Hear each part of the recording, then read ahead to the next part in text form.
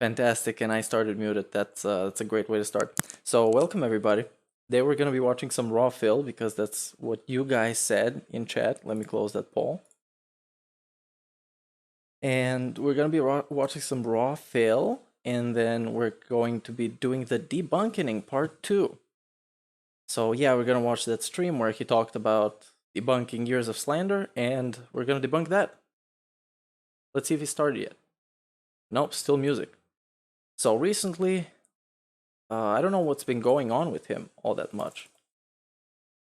Knitter.net. Let's go and check out his Twitter, you guys. Fail's Twitter. They call me DSP.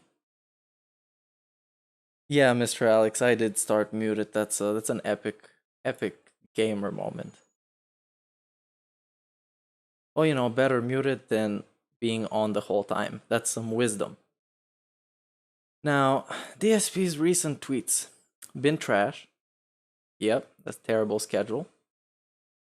And hyping up. Let's see. Please, if you can, begging tweet. Haven't even started the stream yet. Let me vibe check him a little bit.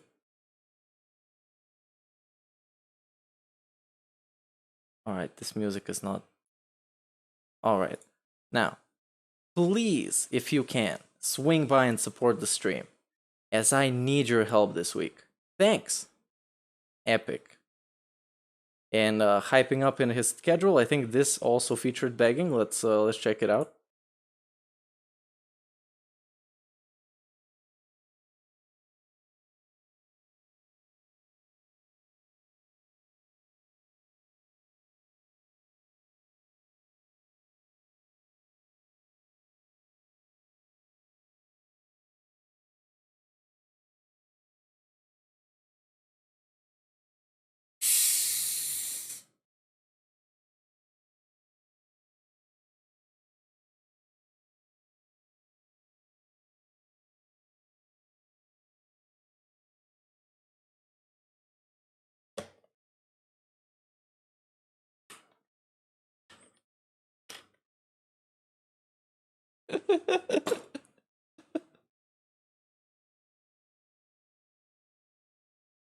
Epic mature adult moment. Beg in your audio only schedule as well. And I'm sure he begged here too. Does it say please come and support? Please. Oh, it doesn't say. There's usually a dedicated paragraph to if you love the streams, please tip me. Can't hear the audio? Of course, that's a classic moment in my streams is when there's an audio issue. Now you might hear it double, but at least you'll be hearing it. Let me see. How about this? This should be okay. Oh, I'm still learning, you guys. Thursday, but when I return on Friday, October 1st, it is the premiere of the Super Monkey Ball collection.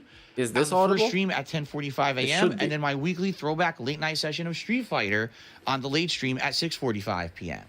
On Saturday, October 2nd, it'll be Lost Judgment continuing on the first stream, and Hades on the late stream. This will be a really interesting one because I'm using a build for the third time. Now let's go back to the beg, since you guys couldn't hear anything. I'm very sorry for that.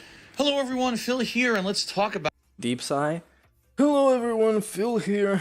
My final consecutive streaming day of the week, which is going to be Wednesday the 29th of September. First of all, it'll be an eventful streaming day because it's the conclusion of Deathloop on the first stream.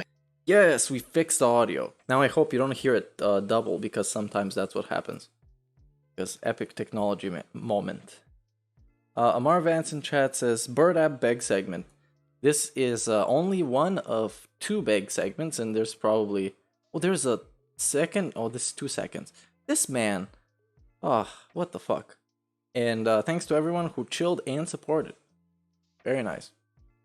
So yeah, there was some begging. Let's see if there's begging in the end of it. At 10:45 a.m. Pacific time, and then it's also the continuation of the very chill game, Kena Bridge of Spirits, on the late stream at 6:45 p.m. Pacific time. But in addition to that, I really need your support. If at all you can help me, please do. This is my final streaming day of the week, and because of all the chargebacks and a few slow days that happened this week, I'm trying to raise as much in tips as I can to have a good day out on Thursday. So if you can swing by and support, please do, and thank you in advance. It's going to be a great day of streams for sure. I'm off from streaming on Thursday, but when I return on Friday, October 1st, it is the premiere of... Hold on, I think he started. No, still music. The Super Monkey Ball collection. Super Monkey Ball on the first stream at 10:45 a.m. and then my weekly throwback late night session of Street Fighter on the late stream at 6:45 p.m. On Saturday, October 2nd, it'll be Lost Judgment continuing on the first stream, and Hades on the late stream. This will be a really interesting one because I'm using a build for the third time, but this time around the RNG was not nearly as kind, and I'm curious to see if we can actually clear the game again. That would be my 7th clear if I actually do it. On Sunday, October 3rd, Kano Bridge of Spirits will conclude. If the reports about its length are accurate, likely that will definitely be the end of the game. And then Sunday night will be my Microsoft Flight Simulator stream. I'll be honest with you guys. I'm curious to see if you guys want to see this continue, especially now. So this week, there's going to be 5 new game releases. Dude, this shit is so fucking boring. Like, why is it in audio-only fucking schedule mode? It got me almost to fall asleep. This is only for super blind man. Who would listen to this? It's just like blabbering and a little bit of begging. Yeah, I have to ask. There's going to be begging on the tail end of it too. Ask myself, do I want to keep doing these late night chill streams? Maybe Microsoft Flight Sim should go on hold after this weekend. We'll see. Let's see what happens on Sunday night. And then on Monday, it's finally Ask the King, which is my bi-monthly Q&A show on the first stream. That'll be later than usual, around 12:30 p.m. Yeah, I might be watching this one live because I love me some Ask the King. Pacific time. And then more Super Monkey Ball on Monday night. On Tuesday, it's another double new release day with Alan Wake Remastered. Oh, he started talking. No, just soundboard. Nickelodeon All-Star Brawl, although some people are questioning maybe if I should play the Nickelodeon game or not. So we'll talk more about that over the weekend to determine if you want it. Great stream ahead. Great week ahead. Everything is coming up good, man. This is good stuff. I can't wait. It's the fall gaming season. I'm excited. I hope to see you tomorrow. I'm so excited, if you man. can. Oh, and that's it. It just stopped. Wow, what a crazy. Support the streams. Peace out and see you then. Okay, thanks. Now, best ever stream of Hades. Did he start? This dude, what did he say? He's in chat, talking to people, as music plays. This man. This fucking sucks. Let's go on Twitter a little bit more. Tweets. Man, this guy gets 0 engagement. Look at that. 12 likes on something that is not even like drama related. It's just a stream. Like post-stream thing or a stream update. Damn. And he has 25k followers. Come on, man. Cut it out. That shit is cringe. And that's it basically for DSP's Twitter. It's kind of ass. And later we're gonna be watching the I forgot what it was called. Yeah.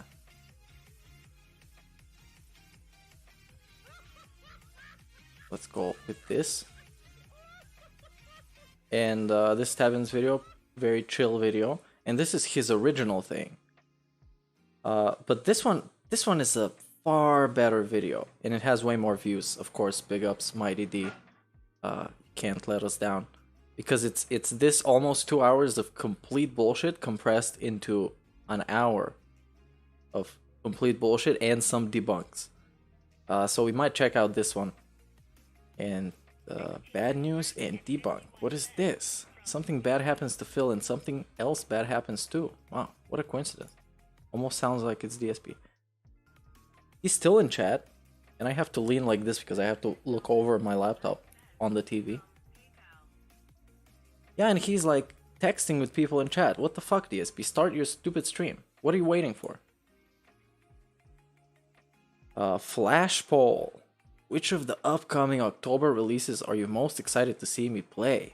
Interested on what you are anticipating most. Super Monkey Ball. I have no idea what Super Monkey Ball is.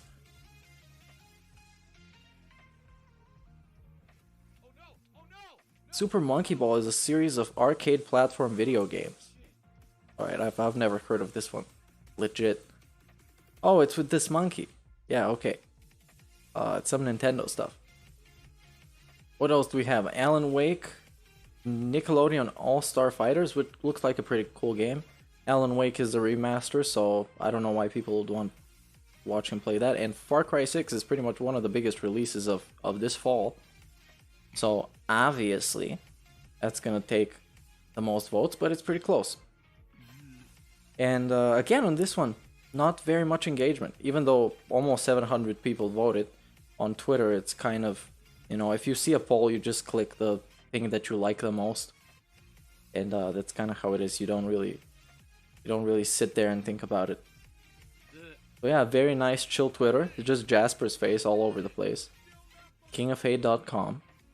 Which, what is happening on that site, by the way? Let's go check it out.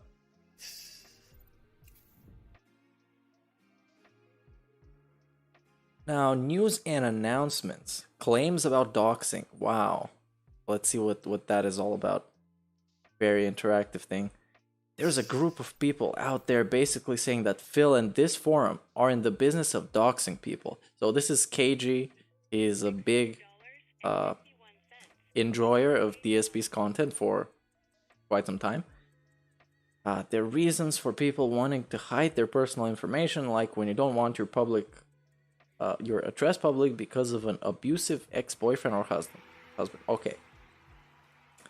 No, nobody is collecting docs on people that visit these forums.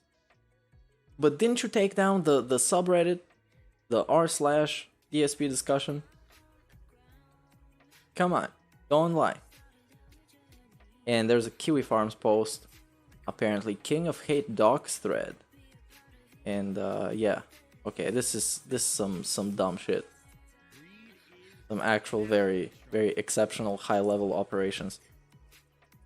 Let's see what is Ask the King. Let's see what are the questions that we can see. September 30th, 2021. So he moved it. Okay, he didn't update the title, I think. It's not gonna be September, it's gonna be on Monday, as we just heard. Also, hello to you guys in chat. Hello, Sip6 and Adrenochrome. Big ups to everybody who is here tonight. We're gonna be watching some DSP, and then we're gonna be watching some more DSP. But oh, we're welcome at this point. Okay. I have been streaming 6 straight days. 6 straight days. Epic content. And it's been a good week. It's actually been a really good week. If you take a look at everything that we did this week, for sure. It was a fun one. You know, continuing on with a lot of great game playthroughs. Wrapping up playthroughs starting today. We're actually gonna have our first conclusion, and then later on over the weekend we're gonna have another one. Essentially preparing for the big week ahead. This is going to be pretty crazy because this coming week we've got a ridiculous amount of new releases. Like 5 in 1 week, no exaggeration. And so because of that, obviously, the goal here is to get as far in and to beat as many of these games that I'm playing as possible before that happens. Now, obviously, with a game like Lost Judgment, that's just not possible. We know Lost Judgment is going to be an incredibly lengthy playthrough. If we've learned anything from the Yakuza series and from Judgment 2 years ago, the game has an incredible amount of content, including not only the main storyline, which probably takes 30 to 40 hours in itself, but then on top of that, all this amazing and interesting side content that probably could be its own game when you really think about it, okay? So, that's out of the question, but games like today's Deathloop, which we've been playing now for about a week and a half, 2 weeks, games like Kena Bridge of Spirits, which in particular wasn't very long to begin with, and this fucking nonsense. At a casual I'm talking about pace, game length. Likely should conclude, you know, sooner rather than later. This shit outdated. Fuck's sake. So there's some crazy stuff going on next week, and man, crazy if stuff I can going wrap on. up a couple games before all that stuff starts releasing, that would obviously be ideal. I don't want to have 2-3 ongoing playthroughs and then, you know, another 5 games start. We'll end up in a situation like we were many years ago, where if you remember, there was a year where within 2 weeks there were like 10 new games, and there was no way that I could play them all. So I ended up playing each game like once or twice a week tops, and people were so disappointed because I really wasn't making any progress in any of those games, and it took me like 2 months to beat any of them. Because you stole and you begged in the middle of the playthrough. What are you talking about? Starting today, okay? Let's talk about today. Today is actually the 29th of September, 2021, and the last day of September that I'm streaming, because there's 30 days of September, and tomorrow was my day off from streaming. I return on Friday with some new stuff, which we'll talk about in just a moment. So talk about your day off. The focus Please beg. Let's see if we can finish up. Oh my god, that was nasty. Can we finish up Deathloop? All right. So let's talk about Deathloop. Deathloop is a game that when I started playing it about 2 weeks ago, quite frankly, I wasn't impressed at all. I felt like I was just playing Dishonored. It really felt like that. The graphical style, the writing of the game, and the combat. Never be the smartest Outside of the person fact in that a room. Deathloop does focus in on guns. Big ups to Dark Dave's shout out and TTS. You get to see that because I couldn't find a different restream, so this is what we're doing for the first part of this stream. One major defining factor between Deathloop and the Dishonored series, which is the series that Arcane Studios has made outside of this, plus also a lot of similarities, I would argue, to Prey. For those of you who played Prey, oh my god, yes, because they're all in the genre of immersive sims. Come on, it's a big sprawling map with various ways to attack each objective and to do different stuff. Like, of course, it's similar to that game as well. Like, seriously, they're pretty much exactly the same abilities. The teleport looks identical, right? The animation is the same. So, that being said, there wasn't much to really set this game apart from its other game franchises, you know, that Arcane had made, and I thought that it wasn't very good, honestly. I thought it was kind of boring at first, but this game has grown on me over the week and a half to 2 weeks that we've played it. At this point, I believe we're around 15 hours in. In fact, I can confirm that. Yeah, we are 15 hours into the game, roughly, and at this point, I can say the game has definitely differentiated itself in the way that the game unfolds, unlike being a very... oh, bro, this is trash. A very set out game where, okay, here's a goal, here's how you do it, here's multiple ways to do it. But that's not necessarily the way that you need to do it to beat the game, you see? Because in this game, you need to try to kill 7 targets in one day. And because you have that time mechanic that, I hate to say it, was basically taken from roguelike games. They didn't do much or anything unique in regards to the... Dude, this guy is full of shit, man. What the fuck? Oh my god. Such fucking stupid take. Somebody took a mechanic from somewhere else that worked, and they implemented it in their game that works. And it fits with the gimmick. Wow, I hate to say it, it sucks. I'm sorry. What the fuck? He's a fucking idiot. Not just about equipment. It's also about the intel that you figure out on how to kill these targets. So, for example, yeah, you may in the morning be able to run into someone's lab and murder them, and then there you go, you got that target dead. But you need to kill 7 targets in one day. And because you were there in the morning, maybe you weren't able to kill 2 other targets, and now you can't complete the death loop, you see?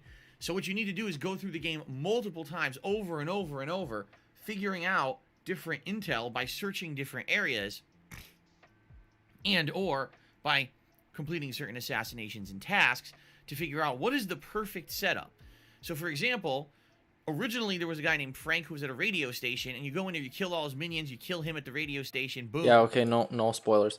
So, what I wanted to talk about this is that this shit sounds like it would work great in a video game. You have an immersive sim, which implies that you have a ton of ways to go around the environment and to accomplish objectives, and a ton of skills and stuff. And then you have to replay the game over and over, utilizing all the different stuff until you find the most efficient way. That sounds great. And it sounds like something that somebody who is buying the game would have probably seen before that, and that could have been a draw for them, just like with Returnal. Because with Returnal, if you know that you have to go over the same level over and over again, and it's like it's a roguelike, then, you know, if you don't like this, then you're just not gonna buy the game. And DSP plays everything, so he kind of shits on everything, as if he's... because he likes to call himself like the average gamer. Well, the average gamer would have done some research and realized what the game was before he started playing it. And then complain about that it is like that. Yeah, that's the draw of the game. That's what makes it appealing. It's like complaining that Dark Souls is hard. You should have known before you bought it that it's hard. The X factor of invasions. In this game, you can be invaded by someone playing the Juliana character at any time. And when you are... DSP should get invaded by the IRS and the bankruptcy people. Area to get the door open so you can leave again, but you also have to either avoid or kill Juliana. So not only are you trying to stealthily go through these levels, Yeah, get Pash, kill all these welcome targets, back. but now you got someone Welcome hunting you to as well. stream, actually. It definitely adds an added layer of DSP is just rambling right now. I'm waiting for the trying to beg do this segment and so I beat the can game, use my okay? soundboard, 'Cause which here's I the hope thing. you can hear. I likely could have just done a perfect run easily if we didn't have Juliana, but at the very end of the last stream that I played a couple days ago, I was like, oh, I'll just finish the first day's stuff. Oops, Juliana showed up and fucked me up, and that was the end of that. Gotta do it over now. Okay? So, arguably, if we weren't going to have any invasions... And also, Deathloop does something that kind of is a plus for me, because I don't like repeating over and over the same level. But Deathloop involves the style of the immersive sim gameplay and having a lot of different ways to traverse the environment and tools and so on and so forth, that it makes all your gameplay a little bit different. Kind of like what Hitman did, which then, yeah, in Hitman, the new trilogy, you have a few levels, but they're very sprawling open levels with various ways that you can do stuff. So replaying that game over and over wasn't really repetitive for me. So Deathloop sounds something that I would enjoy, at least personally. The more that you invade and the more that you succeed, by killing incredibly slow or controlling Cole, you get better abilities, you get... Dude, why don't you just do a fucking review segment and give the game a fucking review? What is this? It's a part of the pre-stream that is just fucking nonsense. See how it pans out. I don't know how it's going to pan out. Like I said, we could beat it quick, or it could take all day today. I'm definitely hoping that we do beat it today, because, like I said, with all the new games right around the corner, I don't want to be playing this again. And I'll be honest with you guys. Oh, he's going to be honest with you guys. People were intrigued by what the game was going to be, but after a couple streams, because it was a new I feel game. like it's one of those games. It's fun to play, but not necessarily fun to watch. Okay. Well, because it gives you a lot of freedom, just how it's not fun to watch DSP play Minecraft, because then it's just you watching a basically 80-year-old guy play Minecraft and looking at chat the whole time for them to tell him recipes, and Papa Vera to give him... Remember fucking Papa Vera? This dude made a whole forum based on how to help DSP in Minecraft. This was the worst time in DSP history, is when he had the Minecraft chill streams, and he would sit there and fish and shit on other YouTubers and talk shit about Ninja and how he's a shill and stuff. It was very funny. Thing over from the start, right? How stupid is that? Right? How stupid is that? Pretty messed up. Pretty messed up, right? Yeah, that's a pretty messed up situation. And the fact that no one in their reviews addressed that kind of baffles me. Most game reviewers said the game was 10 out of 10 perfection. Okay. I question whether or not game reviewers really beat the game, or I definitely question whether or not they actually played it with the full online aspect enabled. Because it seems to me what happens is these game reviewers get early copies of the games, they rush through them, and they're not playing the game that's representative of what people are actually buying, right? Like right now, as I'm trying to do my final loop, I'm going to get invaded by Juliana a bunch of times. And likely the Julianas are going to be good, because these are people who've been playing the game now for a week or two. This isn't day one Juliana who people don't know what they're doing. They're flubbing around. These people probably know setups. They know ways to sneak around. You know what I'm saying? No, he's kind of going about it, but he's trying to talk shit to game reviewers, but like stealthy. 2 weeks ago, and gave it 10 out of fucking 10. So it's a number, DSP. It's a completely subjective number. And DSP's opinion on reviews and DSP's takes on how reviews should be objective truth are fucking bullshit, and I can't get started with that because we're watching his stream live. Maybe I'm gonna talk about this later. But it's a terrible, terrible opinion. I mentioned the game bugs. I've run into multiple game bugs. Situations where... You did nothing wrong? I'm falling, but I break my fall, either with a teleport or a double jump. And when I touch the ground that's literally a foot away from me, the ground acts like I fell 400 feet and says I died. Okay? Multiple instances of clipping through the ground when I'm trying to jump or teleport, and the game claiming I fell when I landed firmly. Also, the jump drops a lot. When you're trying to do running parkour, it's a major pain in the ass, because a lot of the times you try to do a jump or a double jump and it won't do it right. It's delayed, and then you fall and die. Well, wait a minute. If I'm in a game where, you know, this is important that you don't die because you needed to complete a loop or whatever, the controls should be fucking responsive, and quite frankly, they have not been. in that regard. Okay, so that's just a few of the instances of bugs that I've had. There's been more than that, but to me, game reviewers saying the game's 10 out of 10 and then completely not mentioning any issues at all. It's like, what fucking version of the game were you playing? So They didn't mention. Is this game bad? By all means, the thing is, the dude didn't even watch. He didn't watch the review. He didn't read the review. He just saw on Twitter an image that said 10 out of 10 and got salty, and then he took a sip. Spin on the gameplay aspects that you already like, but this game, it cannot Stealthy be snort, but I heard the it. amount of bugs and issues that it has on the PlayStation 5. It's just not possible. Okay, it's ridiculous that any reviewer would have said this is a perfect fucking game. They didn't play it. They just didn't. Okay. Even if you love this game, I don't know how you could rate it a 10 out of 10 with the blatant, glaring, objective issues that it has. So, anyway, I am excited to beat the loop today, to break the loop, to see how it ends. I want to see what happens in the plot. You know, will we get an answer as to what... I don't want to hear the question to the answer because that's spoilers. Instead, we can listen to this. I didn't play. It didn't play again. It's very dark. I don't know what's happening. Big. Okay. Big. All I see you do is it's been an ongoing era of mystery. So I'm hoping that actually, after all these 8 months, bro, we're finally gonna get how our answers. long are It would we? be really shitty. This if is we break the loop and they don't explain diddly dick. Then I'd be like, man, what is the fucking point of this? 40 minutes since the stream started. He's been talking about Deathloop, a game that he's about to finish today. He's about to stop playing it, and he talked about it for 20 minutes, let's say, minus the music. Some of the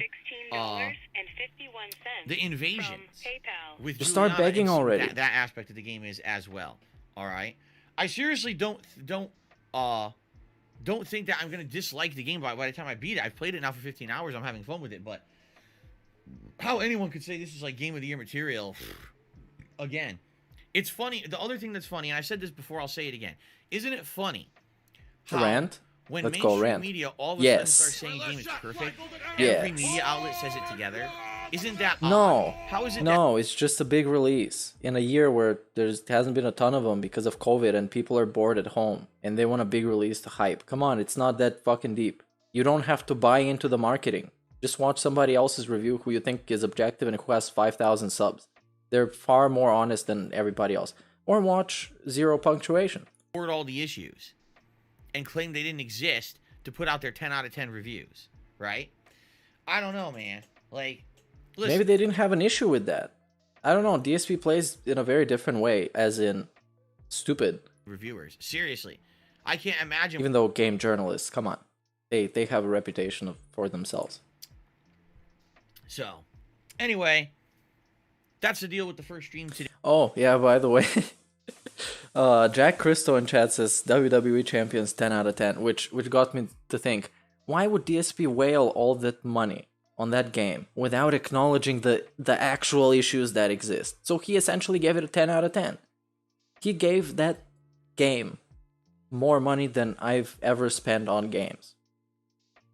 Both on Steam and on PlayStation, ever combined, plus the consoles that I've had and the PC that I have. Fantastic. Essentially, I'm having a good time with this, for sure, and I hope that you guys are enjoying the playthrough too. But I hate to say it, Kana kind of plays. He hates to say it, you guys. To a lot of other games out there, where it's kind of like this open world exploration. Okay, yes. It's kind of like He said that he loved it just because of that reason, by the way. I watched a clip of it today. Some elements of combat that you've kind of seen in other games before. Like, if you were to ask me, what is unique about Kana? What is unique about Darkside Phil? Are you... The begging? Graphics? I the guess, begging? The graphics are outstanding on PlayStation 5. Very vibrant and colorful. And a lot of nice visuals for sure, with the lighting aspects of the game and everything. But outside of that, like the combat, the puzzles, I like it. Don't get me wrong. I like it. I like it, but I hate to say it. It's not very unique. The ability to levitate objects with these like grenades that cause anti-gravity or whatever. I feel that the combat has gotten a lot has better, the ability to levitate than it tips. was at the beginning when it was just mashing. Okay. But you know, being honest, what is original about Kena? Pretty much the graphics and the art style, and that's about it. Everything else you've done. What is original? These two things that are some of the most important stuff about a game like that: the graphics and the art style. And the music is pretty good too, but he didn't listen to any of it because he didn't wear headphones. What a fucking joke! And putting them together into a really fun and coherent whole.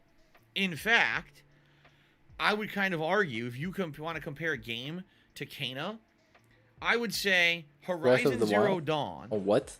Took elements from open world roaming games. Open world roaming games. Combat of games such as like Tomb Raider with the open world kind of base takeover / traversal mechanics of games such as like Far Cry. This is the most fucking casual opinion I've heard. This guy is playing games for 13 years professionally. Gets paid. Bought a house from playing games. And this is his take. Oh, this game is like this game because you can do the things the same way. Great opinion, fucking DSP. That's a high quality, high IQ, high level of chill and interaction answer from the king of hate himself. Action platformers of maybe like the PS2, PS3 era, and combined all of those together into a coherent whole that really works. And it feels like it has its own unique identity. But did it innovate or do anything crazy different? Not really. It's still a great game. You know, I'm still really. He says this about every single game ever. Every single game ever is not innovative and creative enough for DSP because he doesn't make $1 million playing it. There is no game that is innovative and creative enough. If it is, like, let's say Death Stranding, because I like that game very much for my own reasons, and I could talk to you about why you should like it too. But in that game, which is innovative in a way, let's say, and it's pretty creative, he hated that shit because it was way too different. So, I don't know. Eat a bag of dicks. Tonight for the late stream at 6:45 p.m. Pacific time for another 2 hours of Kena.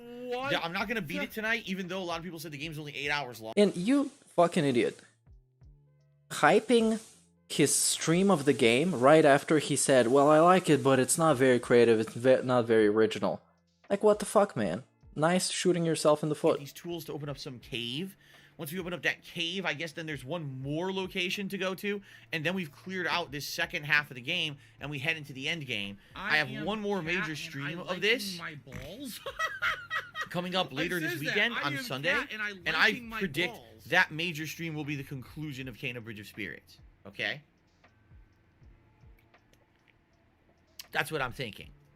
Okay? So I hope you'll join me later tonight for some chill kind of you know, disgusting exploration, okay. action platform. I'm almost sure at this point that he is drinking while this is playing on, or he's on his phone, because this guy sounds like he's literally not there. The streams, but it was a very sounds like you're talking to somebody who is just looking at his phone. First of all, I had chargebacks over the weekend that really screwed me over. Let's go. Like at this time of the month, I always have like month-end bills and things that I have to pay. I need those. So what I do at the end of the month usually is I use my YouTube payment that comes. Yo, come on, stream dice. Let's go. More big. To pay all my important bills. And then tips basically fund everything else that I do in my life. Because as you guys know, I'm a crowd-funded guy. Crowd-funded guy. On the streams, that's how I make my living. That's how I pay for everything. Okay? So epic usually crowd-funded tips pay guy. for things like the tips pay for things like the electricity, the WWE champions, the 1651s. We're going 240p on this one, so it doesn't lag. Because now it's a massive begging segment. I need to get this, like, very accurately. Games. If I go grocery shopping, have a meal with my wife, pet supplies for Jasper, anything else that may happen behind the scenes, it's the tips that pay for that. While my YouTube payment comes through, my YouTube payment pays all my bills. All right? Because of malicious things fucking malicious things fucking come over. I've been the victim of identity theft. I talked about it. It screwed me over. I had basically a week and a half, 2 weeks of my life where everything was fucked up. And I'm finally just starting to clean that stuff up right now. But it really set me back because basically my financials were all fucked up behind the scenes. I didn't have that means money no to money. Pay bills and stuff, and everything got screwed up. I have late fees out the ass now because of this really messed up stuff that spending on WWE champions. Okay? We saw your fucking papers, obviously, dude. I don't care about that. I don't want to talk about it, but I'm in a situation where that stuff happened, And then over this last weekend, the money that normally I would make to spend on stuff tomorrow on my day off, I got chargebacks, and a lot of it got taken away from me. Almost sounds like streaming is not a very consistent income job, boy. Sounds like that. I don't know why I said boy. Those tips. It could. Okay? Fucking sucks ass. Now, on top of all of that, this week in particular, there's been some pretty slow streams in regards to pretty slow streams. I'll be honest with you guys. Monday that's was the day that's when I that played gin. Deathloop and Kidding Kena it. Bridge of Spirits. It was one of the slowest days I've seen Ever. in months. Everything was in slow-mo. It's like in the I Matrix. don't blame you. Like I said, Deathloop isn't the most entertaining game. It just isn't. You watch it and you're kind of like, meh. It's not great. It's kind of like, it's way more fun to play than to watch. Okay? Shut up, this dude. He's being a moron. And then Monday night, I had a lot of fun with Kena Bridge of Spirits. But, number one, again, it's a game that plays like an older game. It really feels like an amalgamation of a bunch of older franchises with modernized graphics. I would argue it's kind of like similar to Psychonauts 2. And let's be honest, what happened with Psychonauts 2? Most people didn't care about it. They acted like the game didn't exist. By the way, since we have 45 people watching right now, stop calling me Anthony Fantano. Stop it. I'm not Anthony Fantano. It's pretty much kind of the same in regards to the... Also, don't call me White Tevin. It's a great game to play, but people are kind of like glossing over and saying, it's like an older game, we don't really care. That's unfortunate, because it's one of the new games I've been playing. Both every time I play Deathloop and Kena, really, the streams end up kind of being slow. How is he talking about these while begging? I have my financials screwed up behind the scenes because of identity theft, screwing up all my funds that normally No, I would have. that did not Then I happen. had That didn't happen. chargebacks to negate Nobody the tips fucking that I had screwed. Nobody screwed his fucking finances. The dude was just taking a look. Come on, they didn't make any fucking accounts in his name. He's lying. And the games aren't so This good. So it's like, holy crap, it's like thing after thing after thing compiling on top of each other. All right? So, what I would ask you guys is this, okay? I'm off from streaming tomorrow. All right? I'm being very honest and upfront and transparent. Very with you honest. guys right Please now. tip me. I need help with you guys today. Anything that you guys can contribute to the streams is appreciated. But in particular, if you could tip me today, I really need the help. Okay? Any tips that you give me today is directly going to pay for stuff I do tomorrow. Whether it's grocery shopping, going for a meal with my wife, getting supplies for Jasper, and the other thing is, tomorrow, my wife and I are going to Halloween shops. Wow. Fantastic. And in those shops, okay, we're going to be looking at both Halloween costumes for the upcoming Halloween marathon event, and we're also going to be looking at Halloween decorations. All right? As of Friday, as long as things go according to plan, we're going to be decorating this office. Okay? Just empty promises.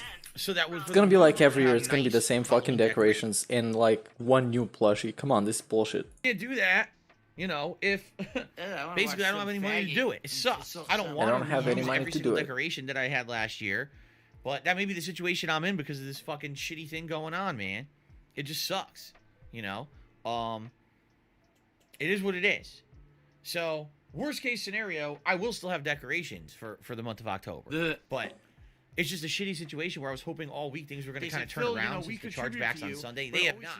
I had slow stream after slow stream. Slow stream after slow stream.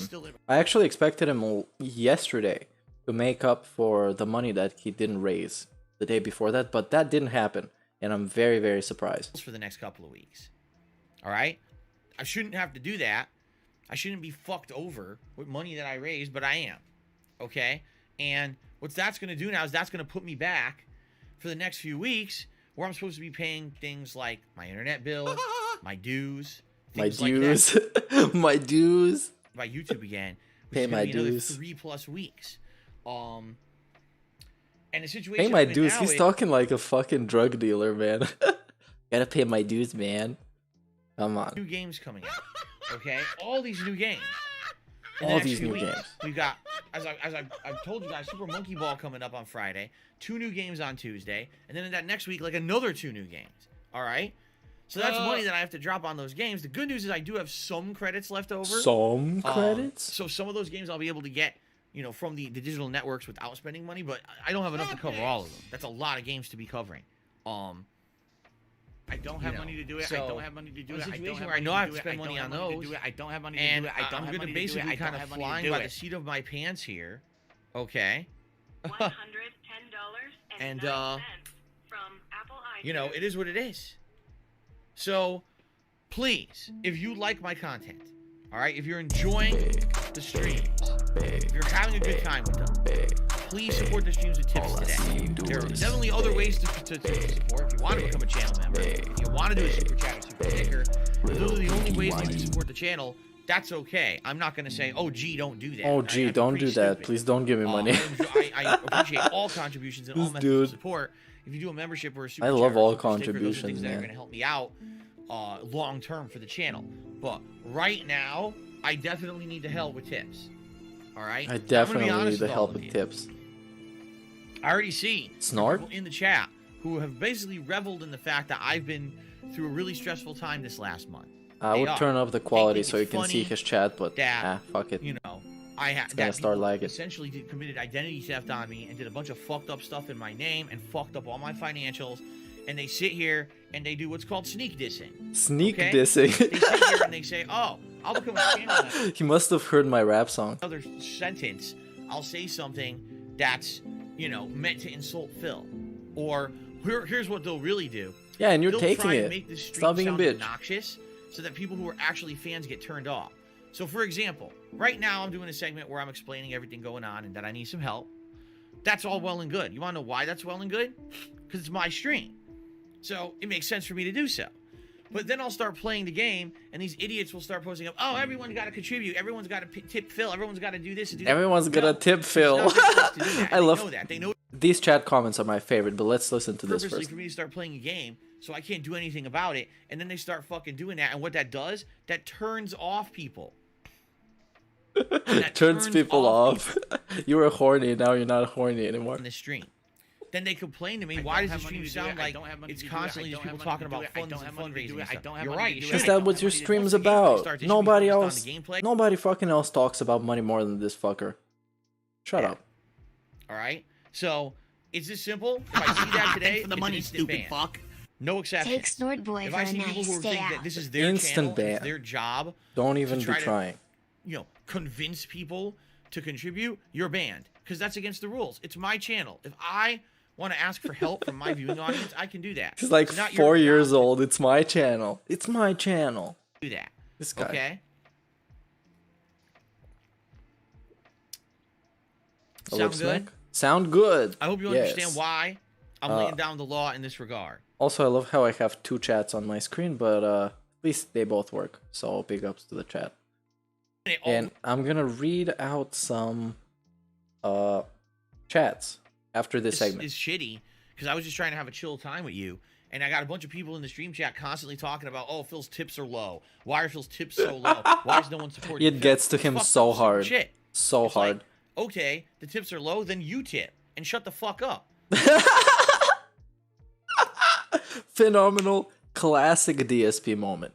Tips are low, then you tip and shut the fuck up, Piggy.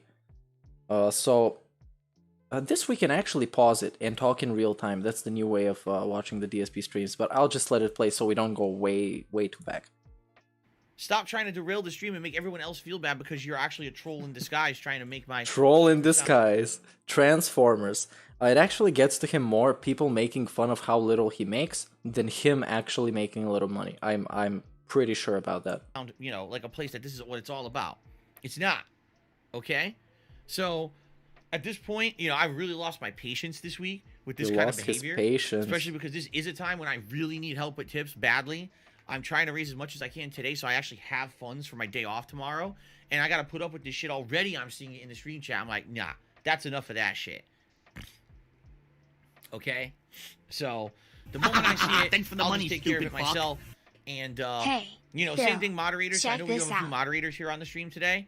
If you see that behavior, someone who just won't shut up about the tips goal, or Delete about, them. you know, people Send supporting them the to stream, ban world. and they're taking it upon themselves to think that they're me. Just ban them. Think that I they're don't even care. me? Because those people are Just ban not them. positive supporters. Those people are here to derail the stream to make other people feel uncomfortable. Yeah, And I'm not come cool on. with that at all. Everybody I knows. want people coming to my Snow stream to Carl have a is good one of time these and enjoy guys, and you gaming. did nothing. Not to sit here and have to hear these shitheads repeat nonsense over and over. That's not their job, and certainly not within the realm of their responsibility or their right to be doing it. What? Okay? All right? So in Just a a nutshell, word guys, salad right here. if you want to help me out today, I really could use help with tips. Okay? Thanks for the money, I stupid will do my fuck. best to stay Everyone have a mind great day. focused on the game and interacting with you guys and having a good time. But I'm going to be honest with you guys, it's going to be on my mind all day. There's really nothing that I can do about it. But I'm in a situation where the past 2 weeks have been really bad for me, shitty behind the scenes with all this fucked up, stressful stuff going on. And then on top of that, Oh, I almost feel bad for him. people being dicks and Almost. stuff on the stream. People It being has not dicks been a and good stuff. time. So it all comes down to today, really hoping that things go well today. All right, and I hope they do. So thank you in advance to anyone who is listening and does contribute in a positive way and helps me out today. I really appreciate that. All right. Okay, so now let's talk about the rest of the coming week, because this week is insane. Oh, all this right? is Tomorrow bad. is my Thanks for day the money, off. stupid fuck. But then when I come back on Colon Friday, it's the underscore premiere. So I'm gonna read some chat Colon comments underscore right now because this is the part of the stream that we are. I don't know how late chat is related to how I am. And, It's the hope normal you latency guys will stream. join me for it. I've never So first we're gonna say Jordan says in chat, yeah, this pity party is going to bring. Oh, big ups for the sub, Bo. Big ups for the sub. And Jordan says, yeah, this pity party is going to bring the big buck. Dave, keep going. It actually didn't work the last few times. Your boy says, he's stressed. Quick question. What was open in his name? What is sneak dissing when people mention his name? What do words mean?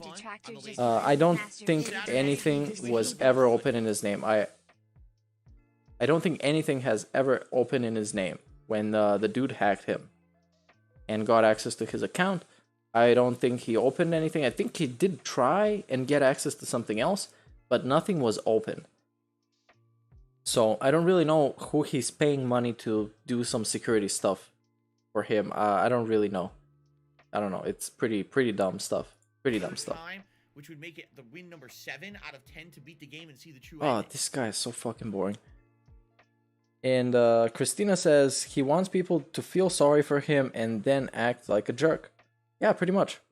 But it's also both wanting people to feel sorry for him while in the same time feeling like he's superior and successful and the guy with the legacy and, you know, all these kind of narcissistic thoughts. You can't be both.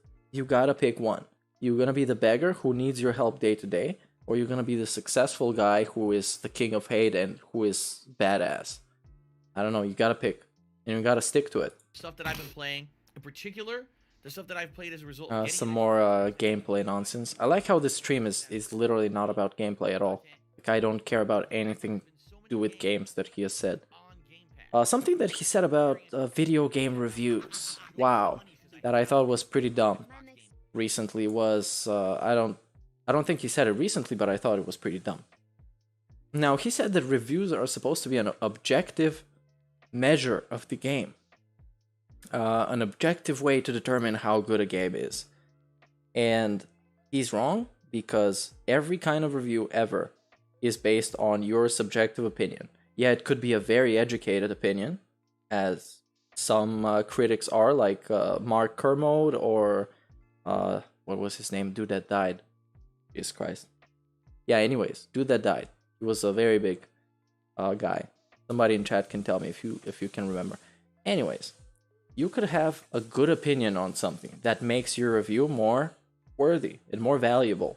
Or you can have DSP's opinion on stuff, which is the generic Twitter opinion that you can go and look up anytime. Now, I don't think reviews are in any way objective. You can try and be objective, but in the end of the day, the review is going to be your view of the game, based on your life experiences with everything in your taste in media, and in games or movies or whatever it is. So if I play Persona 5, and I'm not an anime fan, and I'm not really into it, but I play it and I judge it as a game, my review is going to be completely different from somebody else who has judged it as a fan of the series, or a fan of the genre, or a fan of the franchise, you know. So that's what I wanted to say, and I tried to be as quick as possible.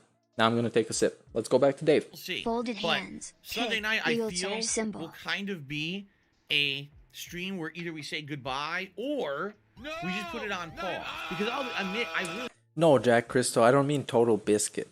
I mean an old movie reviewer. I don't remember what his name was exactly. A famous movie reviewer. Okay, my keyboard died. Great. Anyways, never mind. He passed away. But I'm kind of determined to figure out who that guy was. Just my keyboard doesn't want to turn on right now. Let's go back to Dave.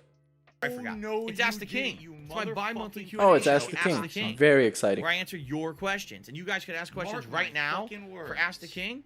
If you type exclamation I'm point coming Ask the King into the stream chat, I'm gonna if you're find out currently who a the channel fuck you member of are. mine, you get priority You access motherfucker. to get your question You answered on Ask the are King. Just fucked. check out the tab. Oh, on the Ebert. Yes, community, exactly. area Roger Ebert. You're I'm talking on this about. channel. And then there's So if you're a guy who has a very rich opinion of stuff and you've consumed enough of the stuff, yes, Roger Ebert. Thank you, everybody in chat. That was the name of the guy I was looking for. Now, if you have an opinion that is educated and you've experienced a lot of stuff and you formed this opinion through thinking about stuff very deeply, then your review kind of matters more than the average Kotaku guy. That's why I prefer smaller creators on YouTube with a couple of thousand likes, a couple of thousand followers, subscribers, or the ones that are bigger but make like long scale reviews. There's one channel called Noah Caldwell Gervais who makes fantastic essays on all kinds of video game franchises. So you go there and you hear a guy who has genuinely thought about what he's gonna write and genuinely thought about his opinion of the game, his genuine thoughts and opinions on how the game works and the story and the plot and the characters in the game and the gameplay. And then he comes out with like a 2-hour video explaining you everything and you kind of get it, or you disagree but you understand where he comes from and that his opinion is educated. So I grew to respect him more and more because of that. people are going to get tired of it because there's really not enough substance. And then you get DSP, who has the most generic regurgitated opinions that you can just go on Twitter and read about, and it's just that opinion, but he stretches it to like 10-minute segments of rants. And now I got this game in the middle. I don't know. All right, I'm not sure about what I want to do with that. We'll have to think about it. Maybe I'll play it, maybe I won't. But I'm definitely playing the Alan Wake remaster. Okay. Now, also in the coming week is the Battlefield 2042 beta. Also for reviews, and if you're interested in listening about it, you can go and check out the Escapist podcast. I think it's called Slightly Something Else, where Yahtzee, who works for the Escapist, he's like the boss, and Jack Packard from Red Letter Media, they have a discussion about about reviews in general and the review process. So you can go and check it out and see how these guys approach the review process and what they think is objective and what they think is subjective. Because I would say that there are some things that are subjective and there are some things that make a game objectively better or a movie objectively better. But it's still, in the end of the day, the review is a subjective piece of media or thought. So October 8th is the release of Metroid Dread. So just Now I realize I sound like Anthony Fantano. Fuck you guys for calling me White fucking Tevin and Anthony Fantano. That sucks. I'm kidding. It's cool. It's funny. Nickelodeon All-Star Brawl on Tuesday. Oh, by the way, I'm finishing up Kena Bridge of Spirits over the weekend. Oh, by the way, I'm playing War of Lost Judgment over the weekend. Oh, yeah. There's also Far Cry 6 coming out, as well as Metroid Dread. All in 1 week. Oh, and since this is basically dead air, I want to talk a little bit about Far Cry 6 because I watched some trailers, some gameplay stuff, and I do not really like it. I like that they got Giancarlo Esposito to play the main villain. That's great. I think he makes a brilliant villain, and he's born to play a villain, even though he looks like a totally nice guy. But I think it looks pretty much like Far Cry 5. The only exciting thing that there is the big city. That for the first time ever, there's a big city in a Far Cry game. And not much else. So I'm gonna keep my eye open about this game. I'm not sure if I'm really engaged with it right now. Likely gonna either have to go on hiatus or only be played like once a week, which sucks because I am doing so well in Hades and I'm getting near the end of the game now, right? Like I'm actually significantly near the end of the game. Where I also played Hades. Definitely not a game for me. Definitely not a game that I would play on stream. Like I said a couple of minutes ago, I enjoyed Death Stranding, so that should tell you a lot about my taste in games. Okay.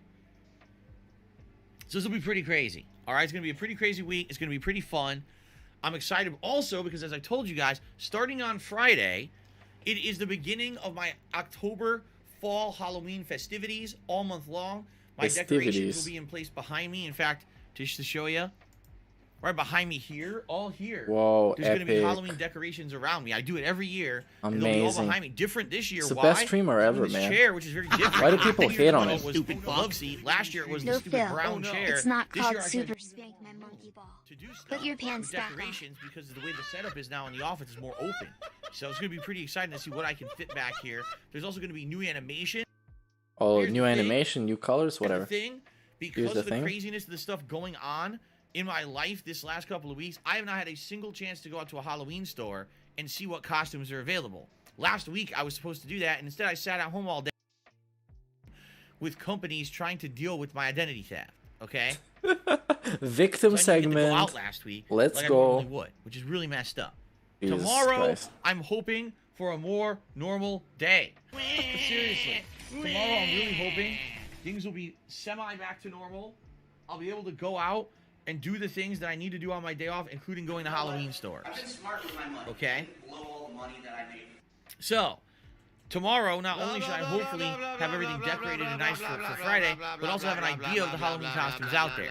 So once I do, then I can set up categories. And you guys can vote. Categories. What category of costumes do I want to see for wear on? But wait, he's gonna buy a bunch of costumes and then give categories? That's a waste of money. Just buy one costume and don't ask anybody what costume they want. Fuck them. Just decide. It's yours fucking stream, DSP. Come on. That allows these Grow a upcoming spine. events like Ask the King and the Halloween event to be fun. Okay? Hey, that's Snort. Sound good? All right.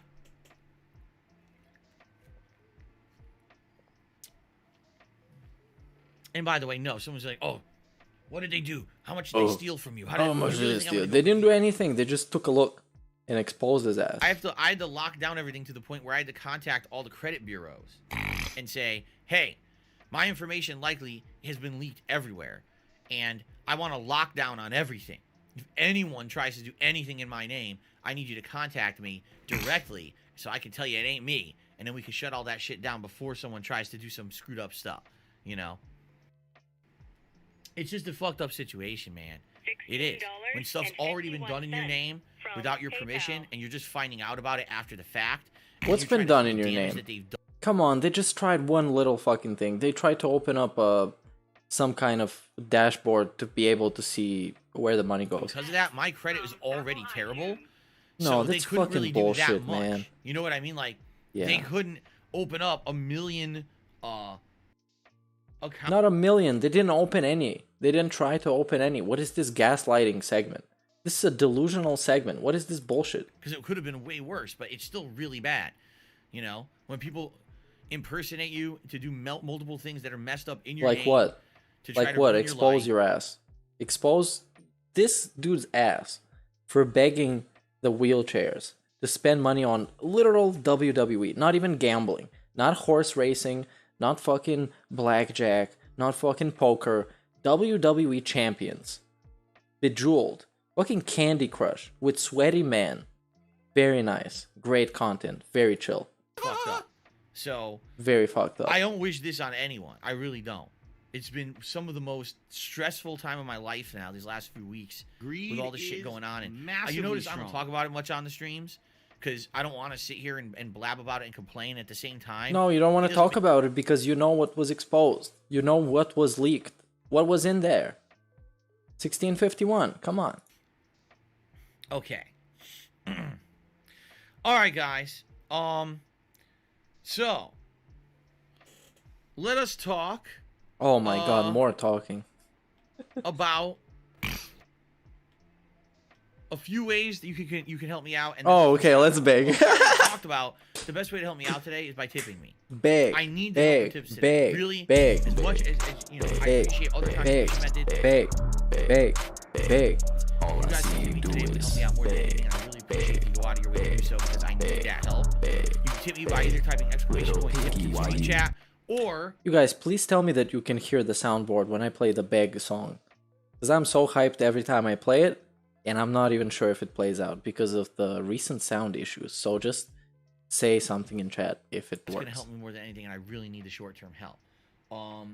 We have reward goals in effect. At $50, I'll put on Gunner glasses. At $100, you guys get to pick a hat.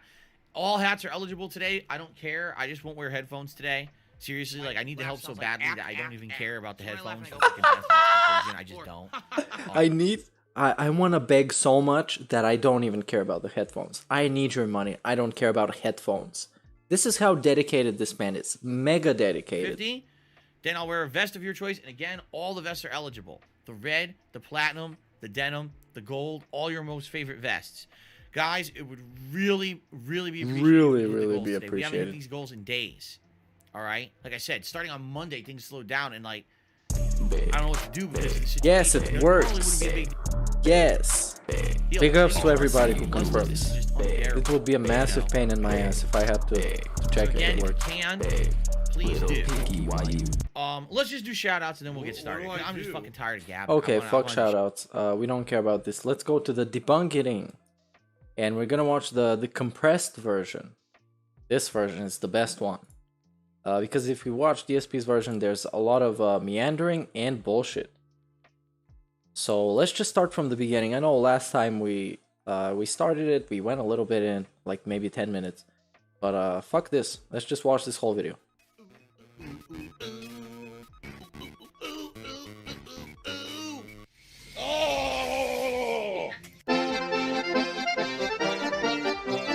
Now, this is what he released at first. And to give you guys some context, maybe some of you don't know, Darkside Phil made a specific video addressing all the slander that he has got throughout his 7 years.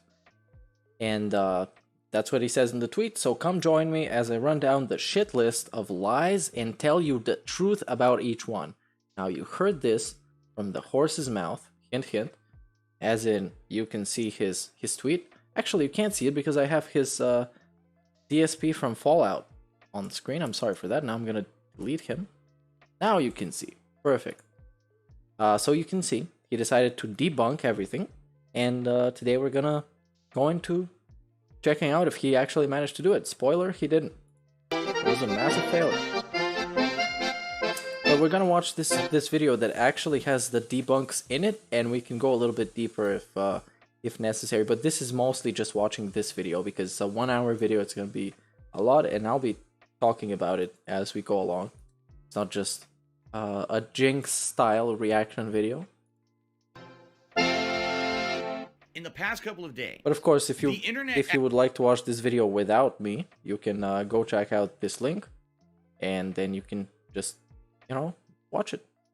at large has finally kind of turned an eye to me for the first time in a major way in a long time. Oh, and now why he made this stream, I forgot to say, is because Pro Jared, another YouTube creator, far more popular than DSP, ended up getting exposed for being a pervert and a weirdo, kind of. And that's all you need to know.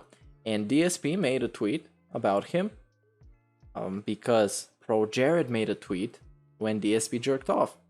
And DSP's tweet got a couple of thousand likes on Twitter and some retweets. So he thought that his career was going off and he was going to be the next big thing. And spoiler, you didn't. He didn't, actually. I'm beginning to get lost in the sauce here completely. So this is from 2019. And we all know what happened next. Pretty much nothing. Time. But now you're gonna hear him frame this like it was his comeback story, like in some boxing movie. The old boxer that used to have all these wins, but then he got beaten. Then he decided to get up, and that's a fantastic picture right now on your screen. Very nice. aesthetically pleasing shot of Dave. So let's get into it. In an I actual didn't get to finish my boxer analogy. Fuck that. positive light.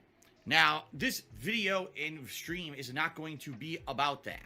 All right, I'm not going to be talking about how this other guy, this other content creator, completely screwed up his life by doing Yeah, messed Pro up stuff. Jared, as I And said. basically, I had two pretty epic-looking tweets that, yes, one of them was Two directly epic-looking tweets. to him and one wasn't. It was more indirect, but two epic tweets that kind of went crazy on Twitter, one of which has like 6,000 likes, one has like over 17,000 likes, and major content creators, including guys like Hee Productions and PewDiePie, amongst others, have been like referencing me. Boogie said that it was his favorite tweet ever. Yeah, because it's from you. And I think I even said that last time. People were hyped about that tweet because it's the cockroach coming out from under the rubble and laughing at somebody. It was literally that. The guy who everybody has kicked for years and made fun of and just pointed at him and laughed for all kinds of reasons.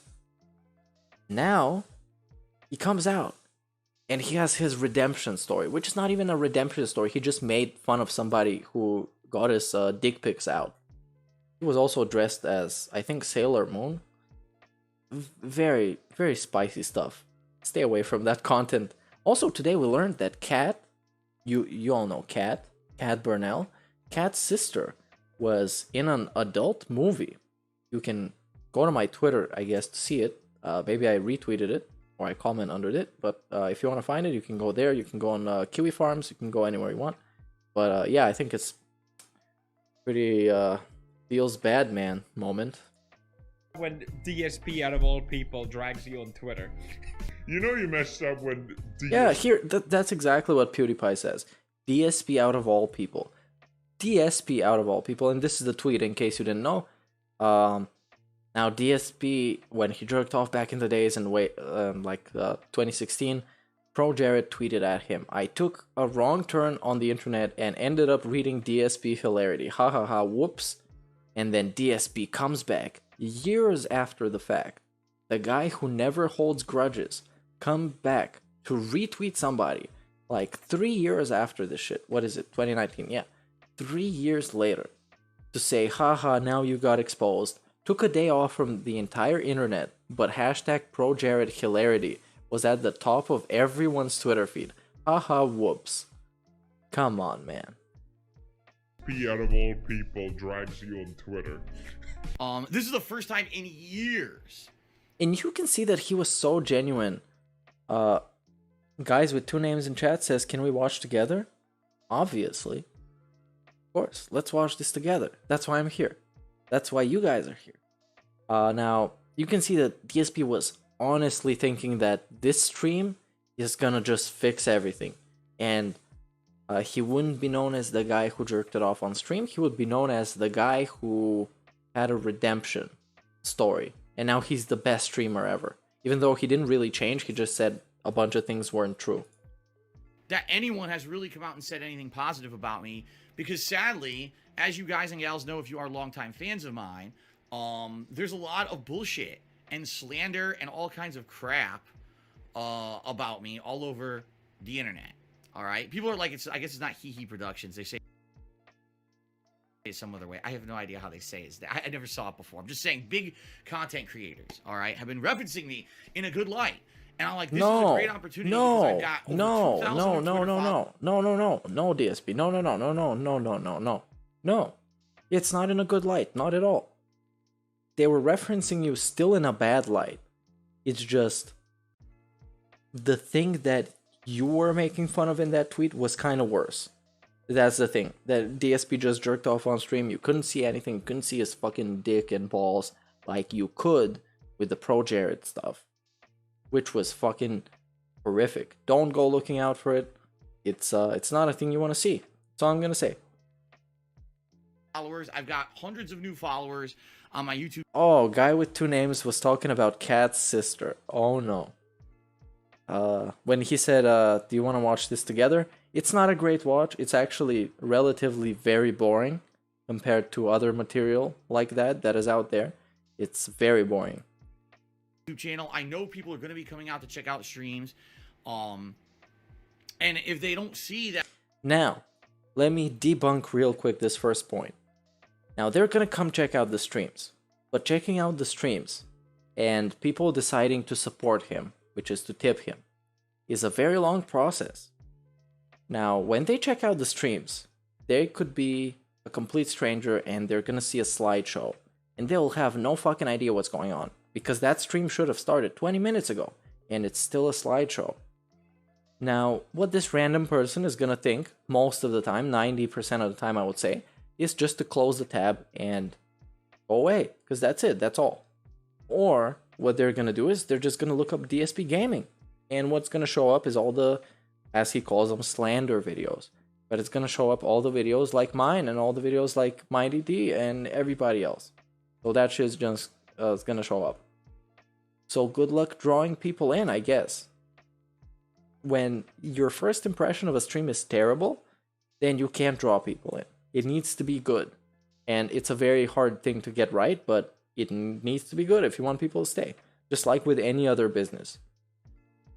That, you know, I basically... You could be running any kind of business and have a bad first impression that's gonna set people on the track to think that you're a bad business. So what I'm talking about with DSP is the massive pre-stream, which most strangers to the stream don't know it's a thing, because most people don't have a pre-stream. They just have a little bit of music and then they switch the scene and then you start your stream.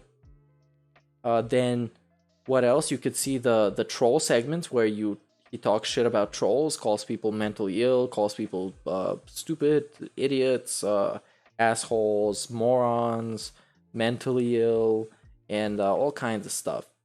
Then you get the other segments where he begs for money. Then you get the segments where he talks about all the stuff that he's gonna do this week and next week, which could fit in a Twitter post. So you don't even have to take time away from your stream to do this. And all this other stuff, all these other segments, that is not gameplay. What he is claiming to be about, gameplay, is actually a very low priority thing in DSP streams. Money is first, then is stalling and wasting time, and third is gameplay. That's just how these streams work. Take this opportunity to do something positive and kind of almost clear my name for the last 7 years of slander that's been against me on YouTube in particular, but of course now it's all over the internet. I almost feel that sadly, there's not going to be another opportunity to do it.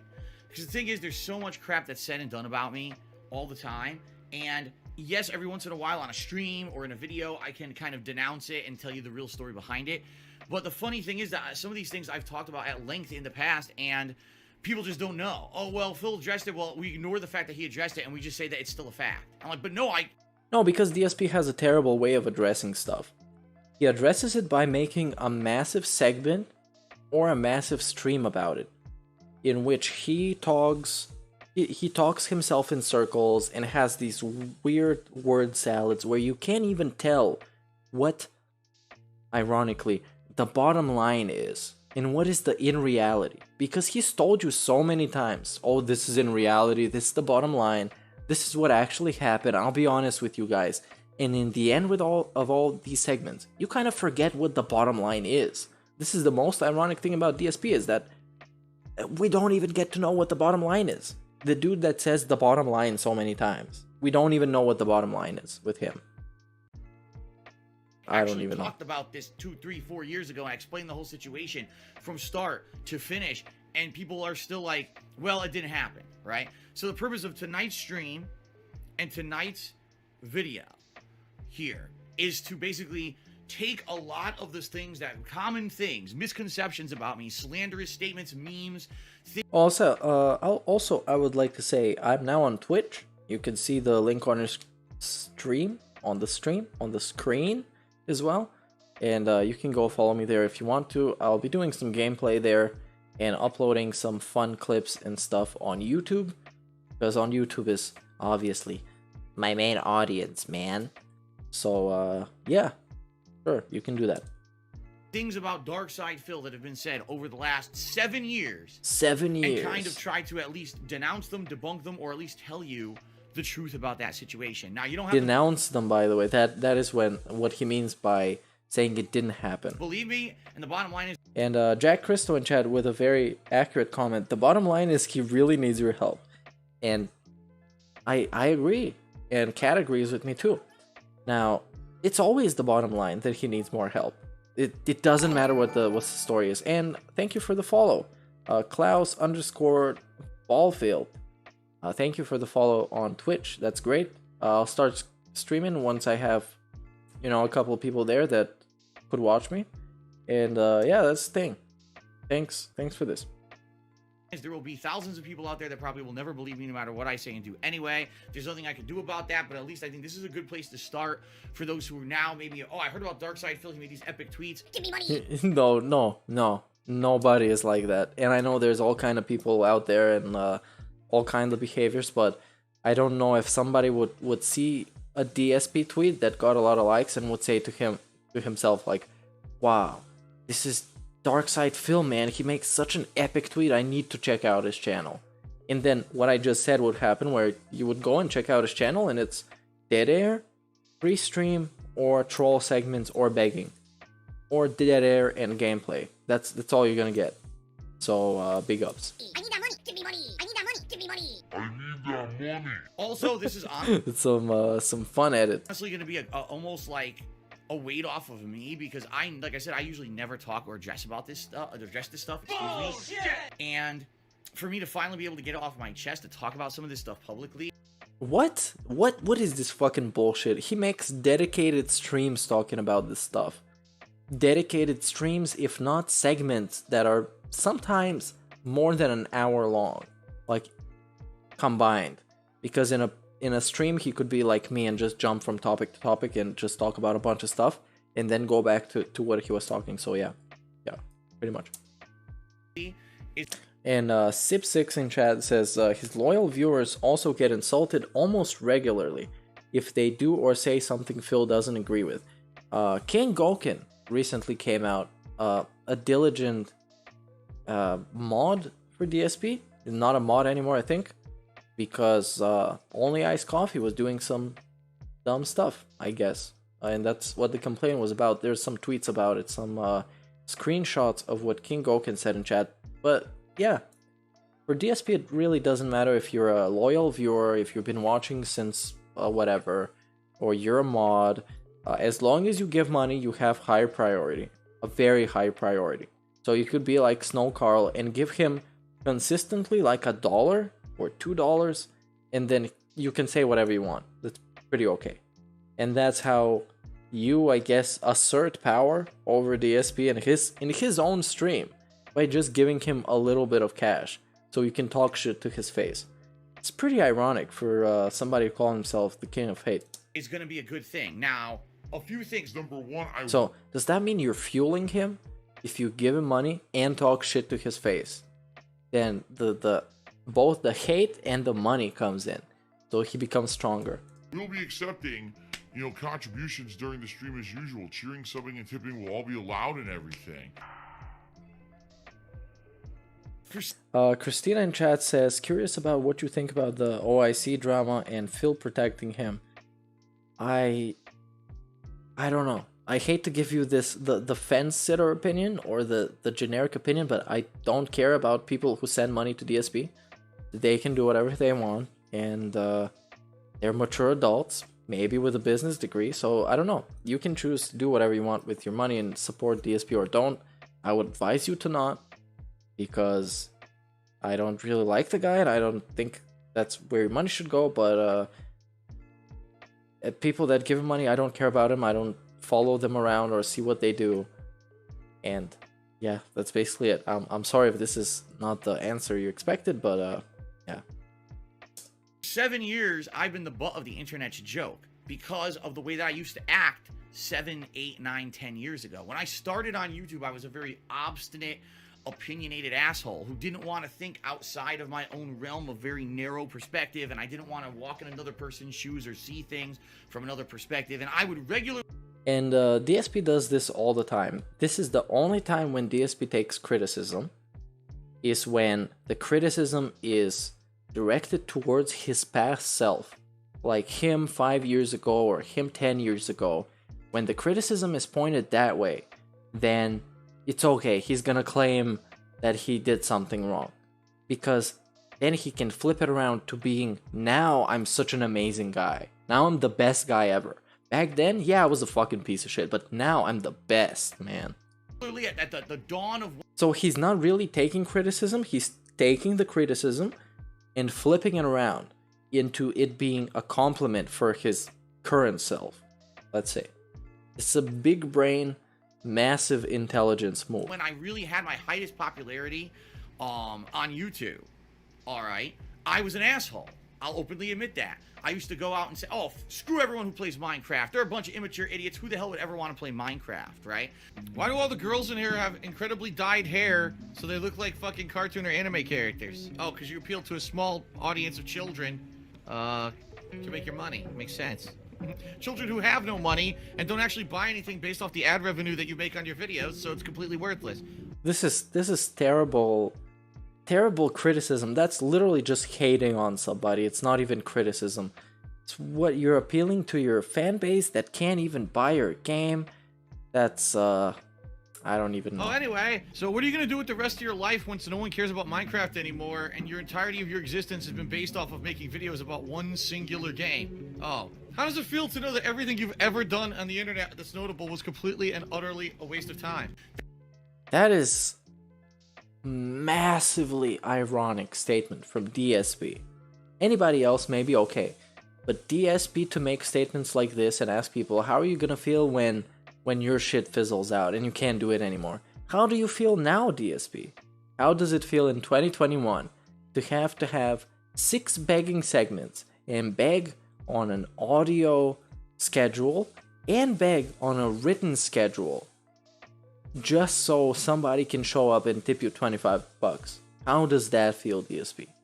I don't know, man. I don't know. Nothing I could do. That's so ignorant.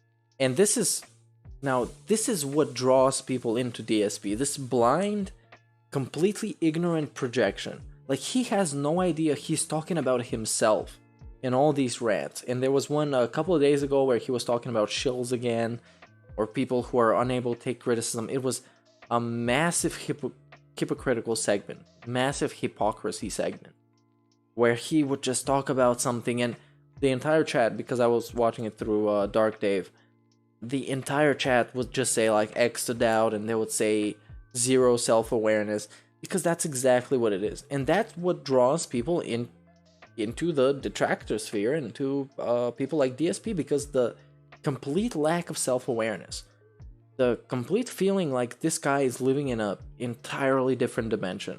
That's the thing that is driving people inwards.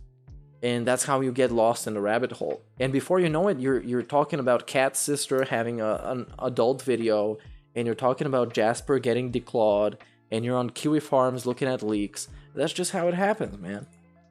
Stupid. It's the same thing with Chris Chan, even though Chris Chan, for me personally, is not as entertaining, because he has an actual mental condition, and there are a lot of people that try to like actually maliciously fuck with his life just because of that, even though Chris Chan by himself as a person is not a very good person.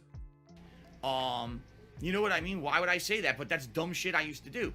Oh my god, screw Hideo Kojima, he makes terrible games.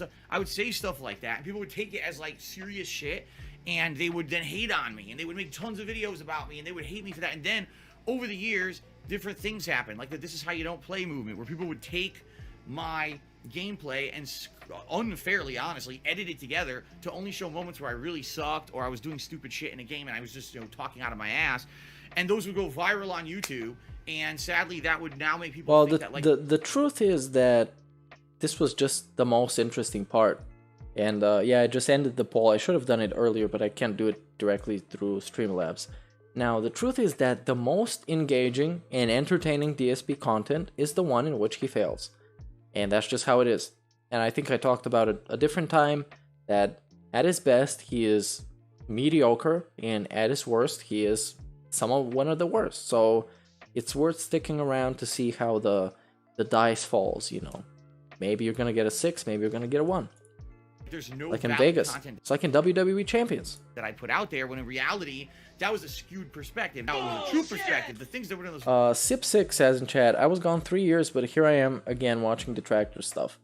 I did the same like a year ago or something, and I was gone for like a year, and I didn't keep up with him at all. And then I came back, and everything was exactly the same. That's the crazy thing with DSP. He can never change. Even if you're gone for like 3-4 years, maybe change will be enforced on him, and he will have to change because there is no other way out. Like when Liana left him because she forced that change. But he himself, if it depends on him, he's gonna stay there and stream every day until the end of time because he is incapable of changing, and he's gonna be the same person. And 10 years from now, he's gonna look back and be like, you know, you guys, when I got terminated from Twitch, I was like a piece of shit and I talk shit about the company, whatever. It's gonna be like this, you know. Those videos were taken right out of my videos. It wasn't like people were adding stuff in that wasn't in the videos. But taking stuff out of perspective of an entire playthrough makes you look bad, right? No. Would you rather people upload the entire playthrough? Because that shit kind of sucks. It's a whole playthrough. And I get it that most people playing a game and you watching the entire playthrough is going to be kind of boring, I guess, if you... I don't know. I prefer to play games myself, so I wouldn't really know about that. So really it was 2012 when those style of videos, those this is how you don't play videos and all that started. And you know what? At the time, I was so angry about it. And the truth of the matter is, these days, I don't give a shit. People can do whatever they want with my footage. I don't want... Obviously, I would like people to get permission first or whatever, but it's apparent YouTube's never going to do anything about it. People are going to be able to... I would like people to get permission. One, should I shoot you a mail at darksidephil@hotmail.com if I want to use your clips for my next edit? I don't know. I don't know what the fuck he's thinking, bro. People are going to keep... using his clips without permission until the end of time, and that's just how YouTube is gonna work. These nasty negative montages about me no matter what they want to do, right? I am not gonna put up with this shit anymore, and I'm not gonna allow any of these fucking people to think that it is okay to make this negative shit about me, because this is what happens, right? Shame on you if you've ever made a "this is how you don't play" about me, if you ever decided to follow me, make a clone account on Twitter, do this childish shit on YouTube. Oh, clone account. He's pissed at clone accounts apparently, which I think is the ones that just repost his tweets for people who are blocked. I don't really know, but he's apparently pissed about that. If you thought it was funny to dox me, if you thought it was the And these accounts also are very important in the whole Twitter saga, because these people make you not care about being blocked by DSP, so you can go and tell them to get a job and get blocked, and then just look at what the burner account is posting, and it's just the exact same tweets. Or go to knitter.net. I wanted to be very specific in how I pronounced it. Knitter.net. N-I-T-T-E-R. And then you can just look up DSP and see his tweets. And that's how life works. DDoS attacks were funny. You almost got me killed. You. Yes, you. You're responsible. And if No. you are a human and you have morality... It's literally one guy who is responsible for fucking... What? He was talking both about DDoS and swatting, which is two completely different things. You should understand that. You contributed to it. Because no one fucking thought of me in a negative light until that shit fucking started. No. People hated you since you exist. People hated DSP since the fighting game community when he was an asshole. They hate him early YouTube when he was an asshole. They hated him in 2010 when he was a racist. They hated him in 2014, 2016, when he jerked off in 2018, 19, 20, 21. They hated him all the way. It's not until he got swatted or until he got DDoSed or until he doxed himself. No one. Oh, I don't even know. Understood it was off-color jokes. It was just Phil trying to be funny. And, you know, I've told you, I'm an imperfect human. I'm certainly not perfect. There have been times when I made mistakes. That doesn't mean that people should fucking die. So, fuck you. But the bottom line is... no comment. Doxing is not cool and swatting is not cool. That's what I'm gonna say. But he is just, like, way overboard on this. Also, I need to go take a little bathroom break. So I'll be back in literally less than 60 seconds. You can time me. And if I'm wrong, I'm gonna do push-ups off camera, okay? Sound good? Okay, I'll be right back.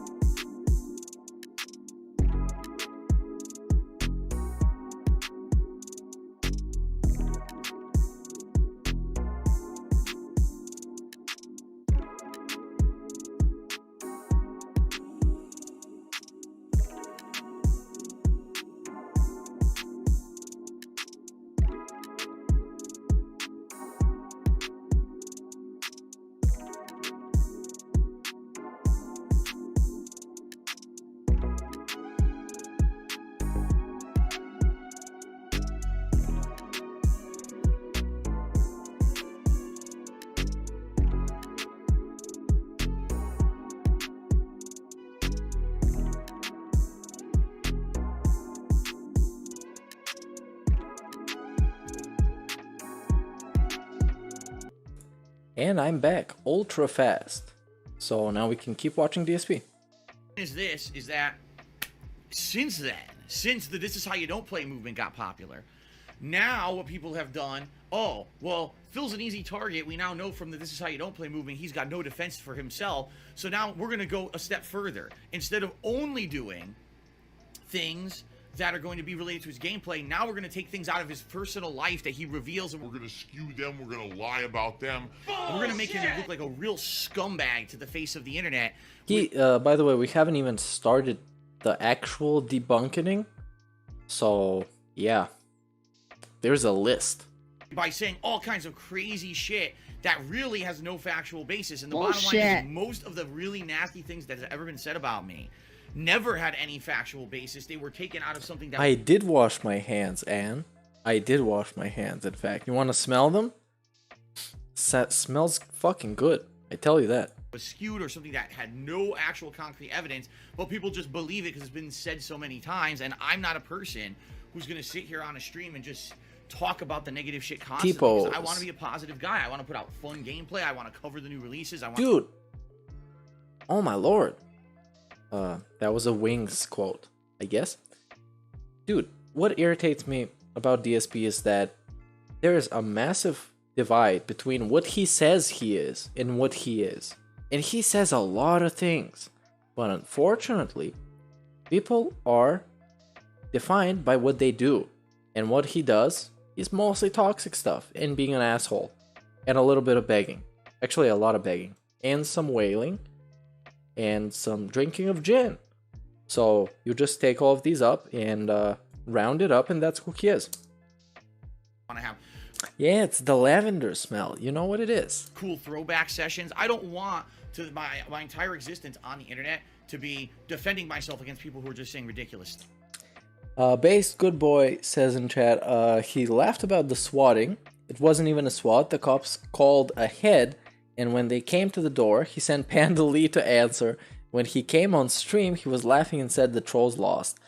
Well, the thing is that he lives in a fucking gated community. Of course, they're not gonna break down the doors and bring the helicopters and the dogs. But, come on, of course, it's DSP. It's gonna be the worst thing that ever happened in the history of mankind. Tiananmen Square? No, that shit didn't happen. The swatting of DSP. The worst thing ever. Stop. Bullshit! There's a sick motherfucker on the internet called Tevin who likes to illegally restream my fucking streams and has an army of fucking trolls who are the only reason why he has any notoriety is because he copies my shit, and he eggs his trolls on to do negative shit like this, to come to my stream and to basically make fun of my girlfriend and do nasty shit. It's his fault that this kind of stuff happens, and anyone who supports that kind of fucking content is a mentally ill asshole who has no fucking conscience or morals. And the bottom line is the only reason he does it is because he knows he can get away with it because YouTube won't shut down his streams, even though what he does is completely illegal. They don't care. Illegal, YouTube by does the way. not give a shit. So he runs away. He can't do it on Twitch anymore. He's banned from Twitch from doing it. So now One of the best moments of DSP, and I'll give you a little bit of lore. I think this is Halloween 2018. Now this is it's Tevin's fault moment. Of course, the epic moment in DSP history. This is when Cat and DSP were both doing a Halloween marathon, and after the first break, or maybe the second, I think the first break, Cat left, and it was because people hated on her in chat. And I was watching the Tevin stream from back in the day, and shit was funny as hell. So yeah, big ups to Tevin, and it's also his fault for everything. now he has to go other places where basically it's like the Wild West and they won't listen and they won't shut down stuff that's illegal or bullying or you know, that kind of stuff. You know, and it sucks. Wait, Tevin did 60 hours? That shit is crazy. 60 hours. Big ups to Tevin. Massive ups. I don't know how he survived this. Probably slept. There was one stream where he fell asleep. That's a epic stream. Very chill, extremely chill. It was chill all over the place. Because we were looking forward to today a lot, and basically after 2 games she was so upset. She was like, I just don't want to do this anymore. I'm not having fun because I can't. If I say a word, people criticize me about anything that I say, my looks, and you know, I just don't want to do it anymore. So with this sucks, you know? with the chair shaking behind him, he's just phenomenal. It's you can't just create this character. And I tried to do it in Fallout New Vegas. I couldn't get him on point, but it was damn near close. But this character you can't create. There is no character creator that is sophisticated enough to produce a DSP. DSP is just like 1 in a million. Just like the gold Hulk Hogan in WWE. No, but it is what it is. You have complete fucking utter losers on the internet who will insult people who've never done a damn thing to hurt anyone, and it makes me angry, and it obviously upsets her, but there's nothing we can do to control it, and I apologize for that, guys. Tonight is the exception where I'm striking back. I finally feel like because there's at least a positive vibe around Darkside Phil for the first time in some 7 fucking years on the internet. Dude, I was muted the entire time. Come on, I was talking about cool stuff, and I was having fun. It was chill. I'm disappointed. I even forgot what I was talking about. Fuck this. We're going on. What was I actually talking about?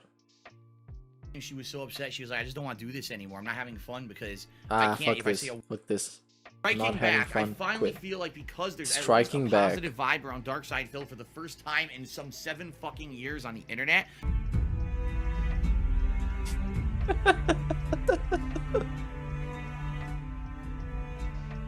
Boogie is in a league of his own. He was shooting at some guy, I guess. I think he had a warning shot against his guy who came on his property or something. I don't know. I don't follow anybody outside of DSP. I wouldn't know. But it was just a fun thing that I think happened. That's exactly how I'm gonna phrase it. That finally today I can kind of come out and say, fuck your mother. Are you a functional retard? Seriously, like that guy is such a two-faced fat piece of shit. He's black. Oh wow. Dumb fuck. Morons. Fuck you. Thanks for the money, stupid fuck. Thanks for the money, stupid fuck. I think I even have this on the soundboard. 913 views. The stream just started. Wow. See, I don't look at viewership. It's another thing. I don't look at viewership on my streams, so I have no idea how many people are on the stream right now. Bullshit. Honestly, let me take a look because I have not looked at stream numbers all day. My God, the stream numbers were terrible. Wow, what happened? Bullshit. The one thing that I want to say is off limits here tonight because this is the very truth. And actually, DSP having a career in streaming and content creation is the most ironic thing ever, because when you do that, your performance, you know, your channel, your views, your watch time is entirely 100% dependent on your output. So you can't even say, man, the stream performance today sucks and I didn't get a lot of views. Cause you're fucking boring. Carry on. That's the entire fucking thing. You can't literally blame anybody else, and not getting money on stream is completely your fault.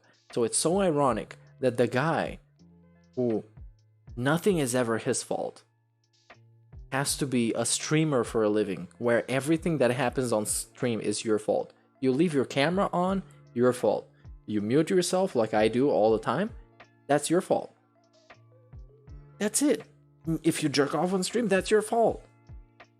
And in DSP, nothing is his fault ever. So it's kind of a very ironic occupation for a guy like him. Is things that is private information about other people that I can't reveal. So, oh my God, I want secret behind the scenes dish on what happened with your ex-girlfriend. I can't do that. I can't do that because sadly, you know, that's private information. That's not just me, that's someone else too. I want information about your wife. By the way, DSP doesn't care about anybody else's information. If it was to his benefit, he would reveal any amount of information about anybody that he knows if it would benefit him, and that's kind of how it is. We saw that from his Discord leaks, where he had a Discord chat with mods and he was sending a bunch of information about people that they didn't have really, they didn't have any place to know that kind of information. So yeah, we're still 10 minutes into this 50-minute video, and I thought this small, compressed, easy to digest version would be better. But yeah, Base, good boy, we're gonna get to just give her a pill, and that's one of the best moments. Not doing it. Not doing it. That's unfair to someone else who's not here, who is not part of this, to give information like this. And the thing is, yes, sadly, the slander over the years has come into my life with my personal relationships, my family and everything. All this has been affected by these people who say nasty shit about me all the time. Dude talks more about his family than fucking Vin Diesel, man. Come on. And they've been crazy. Oh, I got a message on my friends. Oh, I'm gonna tell everyone to get to the stream. Cut to the stream, cut to the stream. Back before I ever live streamed, back before I ever did any paranoia segment. Way back when. All right. I used to make racial jokes. Okay? I did. I used to make racial jokes. Now, the racial jokes that I made, I used to call myself an equal opportunity offender, meaning I would make a joke about one culture or race. A registered equal opportunity offender. That's what DSP was. He wasn't a fucking equal opportunity offender. He wasn't even funny, and that's his biggest sin. With all the Isaac Himmler jokes and all that other tasteless, stupid, retarded stuff. Let's say that word. Yes, it's the exact gamer word I want to say. With all that stuff, he wasn't even funny. If he was funny, he could get away with literally anything. That's how life works. But he was culture or race. But I would also make a joke about my own culture. You know, I'm Polish and Italian, and I would make those kind of jokes during gameplay as well. And you know what people will do over the years, they'll take clips out of context, all right, and they will put a clip out there completely out of context of a playthrough and make one little, this is one joke Phil made in 2010. Look at what a horrible racist he is, right? Yeah, we went through this. But this is a little bit of a supercut. It's not just the Isaac Himmler stuff. It's some more stuff. Shit, this shit seriously, like, it pisses me off. Yes, Sip6 in chat says, if you ever gonna make racist jokes, it better be funny. And I can't agree more, because there's been so many people who have been quote-unquote cancelled for the racist humor and stuff, but the actual reason is that they're not even funny. Let's talk about Shane Dawson, let's talk about Kevin Hart's joke about his child being gay or something. Let's talk about DSP. It all comes down to, this shit is not even funny. And if it was, it would totally slide, but the timing was off, it wasn't clever, it wasn't witty, it was just saying that something is of a certain way because of its race. And saying that the gardener is a Mexican, which makes it funny. That by itself makes it funny. That racial stereotype that is based on negative qualities, that is funny by itself. And that's really not how it works. You just need to be funny. But you can't teach funny, especially to people like DSP. And disturbs me because I hate racism. And of course, for this he blames Howard Stern of all the people. A radio host, a random guy who's been in the business long enough to establish a name for himself. And people to understand when they watch his stuff that he's not serious, that it's a character or it's a joke. A guy who has already established himself, so he can allow himself to say stuff like that. You know, I joke about it all the time in my playthroughs. I'll make racist jokes, but I really hate real racism. This shit pisses me off.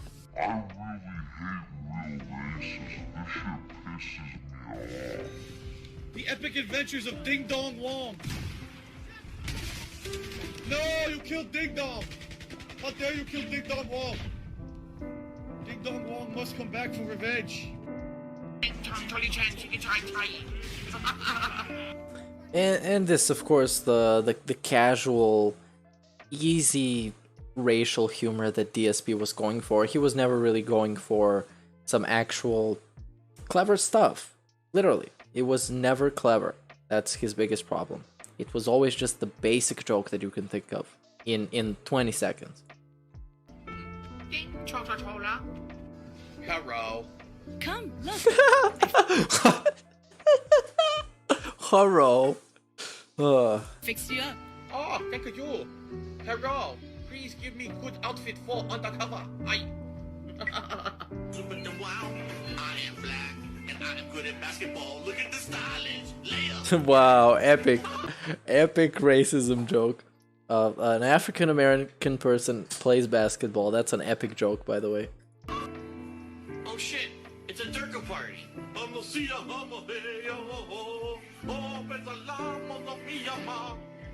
And yeah, the thing about DSP is that he doesn't even have enough insight into this culture to be able to have a clever joke about it, because he doesn't know about it at all.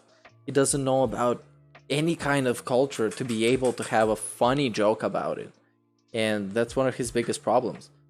It's just a basic joke. It's yeah, the most basic thing you can think of. Oh yes, here on Al-Qaeda Cops. Today we are out to catch the infidels. We have a hot tip that there is a domestic disturbance at the home of a Christian. In China, they say, rashness brings success to few. In China, they say, Chiki Chang Wang Charlie Chan Chika Chaka Chaka Cha. This, of course, another classic DSP moment, the tricky Charlie Chang. This is what happens when you let the Jews do whatever they want. You've let the Jews overrun space, and now look at this. Their greed has had the artifact to turn everyone into necromorphs. Yeah, this is just another basic joke about the Jews loving money and the Jewish people just having big noses and stuff. It's the most basic humor. It's not even funny. There's so many shows that have done racial humor and borderline actual racism in a very funny way. So now I, the last remaining Nazi, must exterminate them. Hello, Jew. Oh, sweet, I got the, more ammo for this gun now. That's you, fight me. What I think what actually made this joke work is if he was the last remaining Jew killing Nazis. Now that would have made it work and would have not been racist at all, because killing Nazis is cool, and these necromorphs, you can say that they're Nazis, and it would be much more clever, a little bit, come on, not much more, but much better than what he did. Now, Jew, you have no legs. Give me your money. You hoarded it for far too long. Oh, based good boy in chat with some nice lore. Not only did he steal the Isaac Himmler from Stern, he stole the phrase behind the scenes from Stern. Stern also has always called his haters detractors. And I hate the word detractors because it implies that by nature, before I started making YouTube videos about DSP, I was his fan, which was never a thing. And many people were never fans. But he likes to say that to himself, that these people are some fans that at some point just started hating him out of nothing, out of nowhere.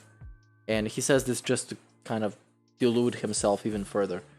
It's DSP, man. What are we talking about? Next time, keep your balls in your pants. Why are you carrying your balls? And yeah, the DSP also had a top 10 racist jokes video. That hot video in 2010, I guess. Crazy. The man is out of control. Next to you. Plot twist, he's never been in control. You stupid moron. You big nose freak. Aha, Isaac Heimler. That's my name.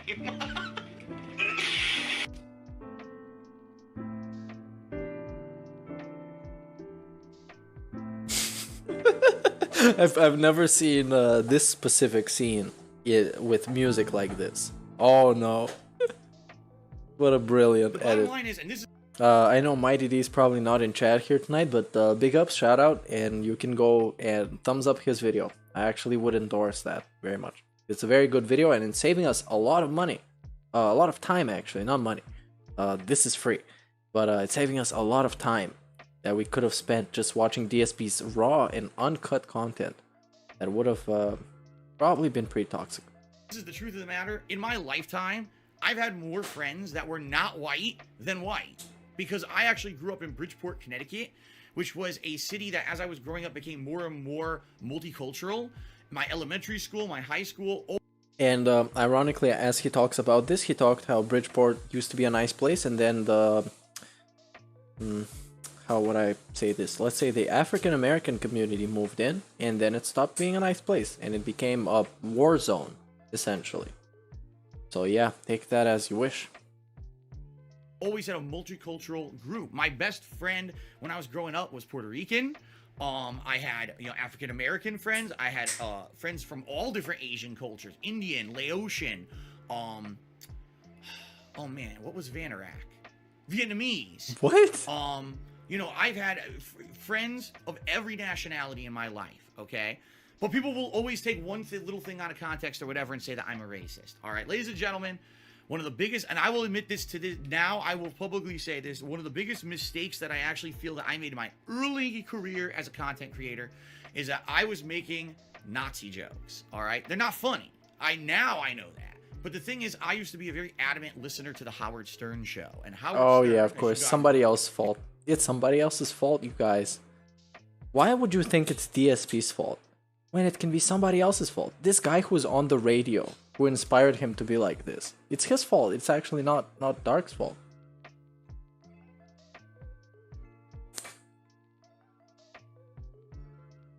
If you listen to him, he's a very risque guy, and he does very risque things. And he used to do segments on his show where someone would impersonate a Nazi. And he would say ridiculous things that would be over the top. And, oh my God, but the joke was that it's not a real Nazi. It's a guy impersonating a Nazi and personally doing over the top stuff that we all agree is absolutely ridiculous. Yes, but Howard Stern has a reputation. People know who he is. It's not like a gameplay streamer who, goes out of his way to talk about Nazis and killing Jews and stuff. Come on, it's weird stuff. Howard Stern is Jewish. So for him to have Nazi jokes on his show kind of makes sense. I'm not Jewish. For me to make stupid Nazi jokes in videos that I've done and stuff is not smart. It's dumb. It's incredibly fucking stupid. And at least I'm proud to say I haven't made a joke like that in 9 years, okay? But people will still bring it up to this day and say that Phil is racist. Why do you feel proud when you say that you haven't made a Nazi joke in 9 years? That should be a pretty fucking normal thing. In 9 years ago, you used to be a 28-year-old guy, 27 years old. Shouldn't be making fucking Nazi jokes. Come on, give me a fucking break. And Phil is totally, he hates the Jews. Did you ever see that video that he made where he was playing the Dead Space 2 demo? And he was...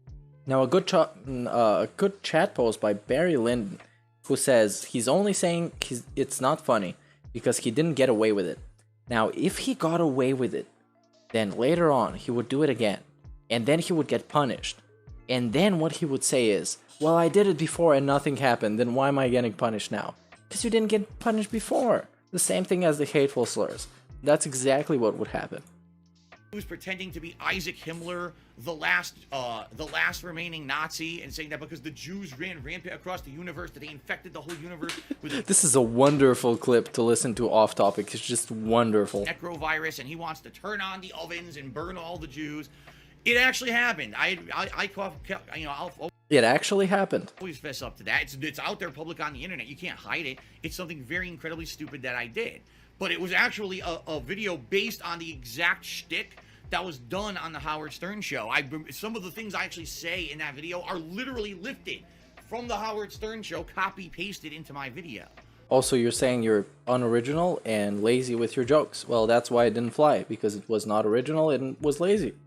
And people didn't take it as a joke, apparently, since they reported him to Blip TV, and then he got terminated from Blip because of that, as we saw last time. Okay. Now, what's funny is, some people actually to this day will say that stuff's funny. I don't think it is. I don't anymore. Back then, I was more immature. Like I said, you know, Howard. How are you immature? You were like in your mid-20s. When are you gonna mature? He's still not mature now. And everything all being in line with that stuff. I used to think that stuff was funny. All right. I don't think it is anymore. I've grown up. I've matured. I'm not that kind of person anymore. But at that time, I thought back then, and I mean literally back then, when the Blip TV video happens, and I use the sample for my song, for the big song, he says, I'm a mature adult with a business degree, back in 2010. So he was mature back then, according to his own words from back then. And this was a little bit after he made those jokes. So I don't know who is mature, the DSP now or DSP back then. Thought that it was funny. Now here's the thing, that actually got me banned off of a website that was not YouTube. It got me banned off of a website called blip.tv. Wow, what a surprise. It was a business that existed back then. And what happened was, I had been doing YouTube videos from 2008 to 2010 as a hobby. I had never made a dime doing it. I'd never monetized any videos. Well, I wanted to monetize my videos because I got laid off. I've been working at an office job for almost 5 years. I got laid off out of nowhere unexpectedly. And I was kind of the underdog of the internet because people supported me. They loved my YouTube videos at that point and really wanted to see me succeed. Okay. And so what ended up happening was I went to Blip TV and I started uploading my videos there because on Blip you could monetize your gameplay videos. You couldn't do that on YouTube back then in 2010 unless you had a specialized partnership with a third-party company. So I went to Blip, and within 1 month of me uploading my gameplay videos to Blip, I was making good money. And actually, I was the second-ranked guy on the fucking website under the Nostalgia Critic. The Nostalgia Critic was #1. I was #2 within a month, which was pretty insane. But what ended up... Because DSP was, I would say he was oversaturating with his content. So he had many videos a day of a variety of different games. So, of course, and we know how he ran his channel back in the day when he was just spamming videos. So, of course, he would get some traction. I would say. And Blip TV wasn't a big site. It was basically the Nostalgia Critic and Angry Joe and the other dudes that were just starting up back in the days, doing their own stuff. So yeah, I don't want to discredit him. He still had a reputation. People were watching his stuff back in the day. What ended up happening was I put out that... Hello Caleb, welcome to the stream. How's the grown mature adult doing? If you ask about me, I'm doing very well. If you ask about DSP, he is still doing as he is always. Yeah. Earlier we watched his pre-stream. Very uneventful. A little bit of begging. So that was it, but not really much. And now we're doing debunks of the debunks. Video, that Dead Space 2 demo video with that kind of jokes and commentary in it. And what happened was my trolls, which I've always had trolls. Even back then when I was white hot popular, I had trolls. My trolls staged a campaign, which they later admitted publicly was a fake campaign.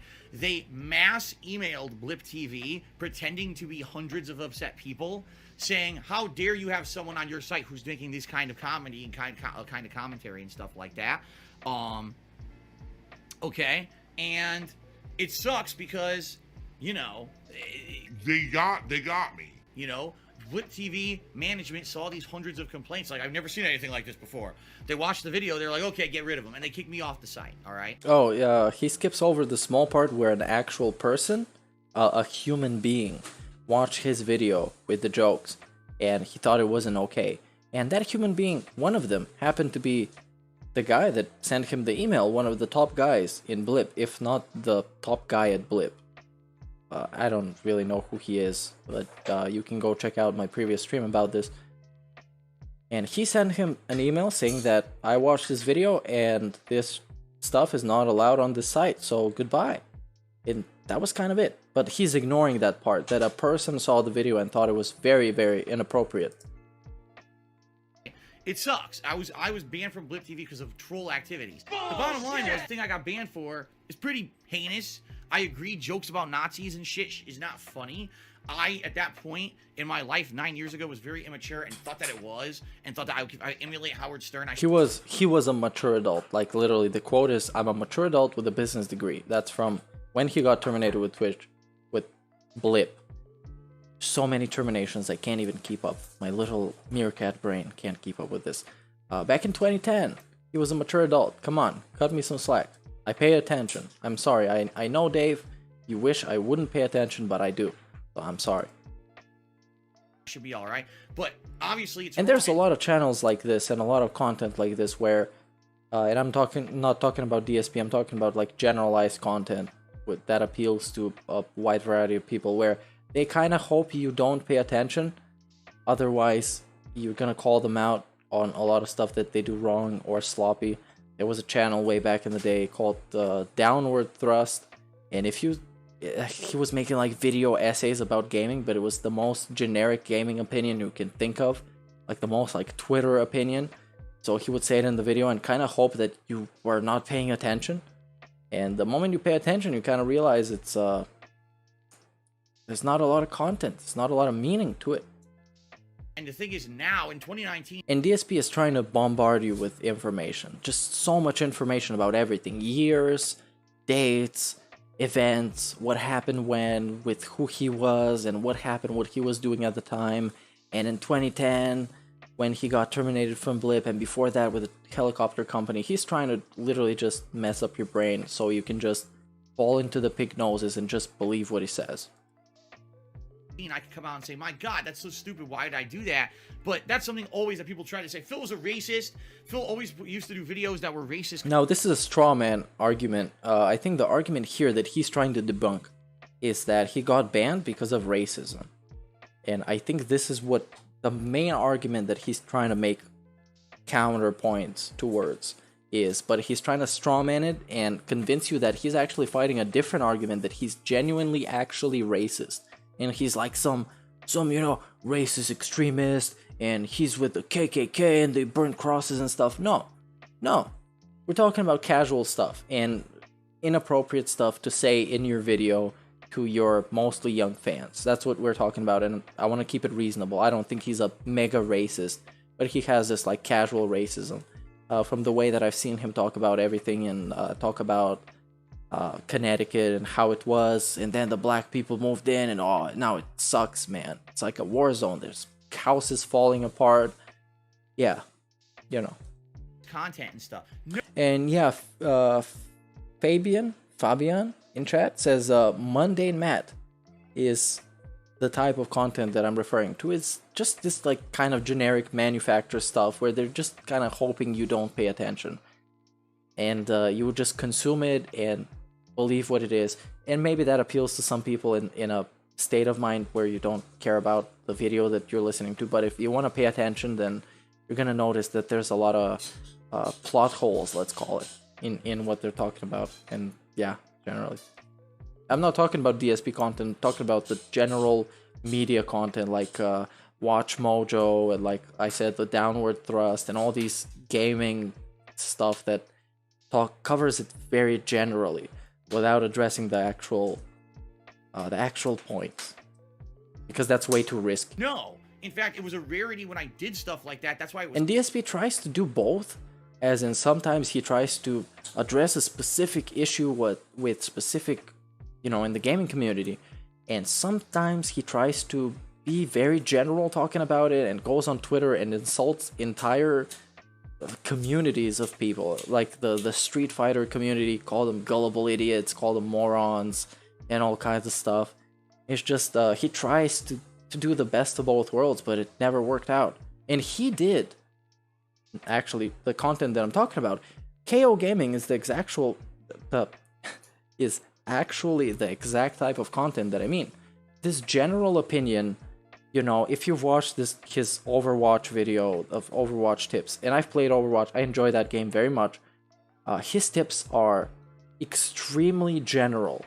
As for somebody who hasn't gone into the character or hasn't gone into playing the game and the gameplay, he's just explaining to you what the skills are and what it's basically a first impression.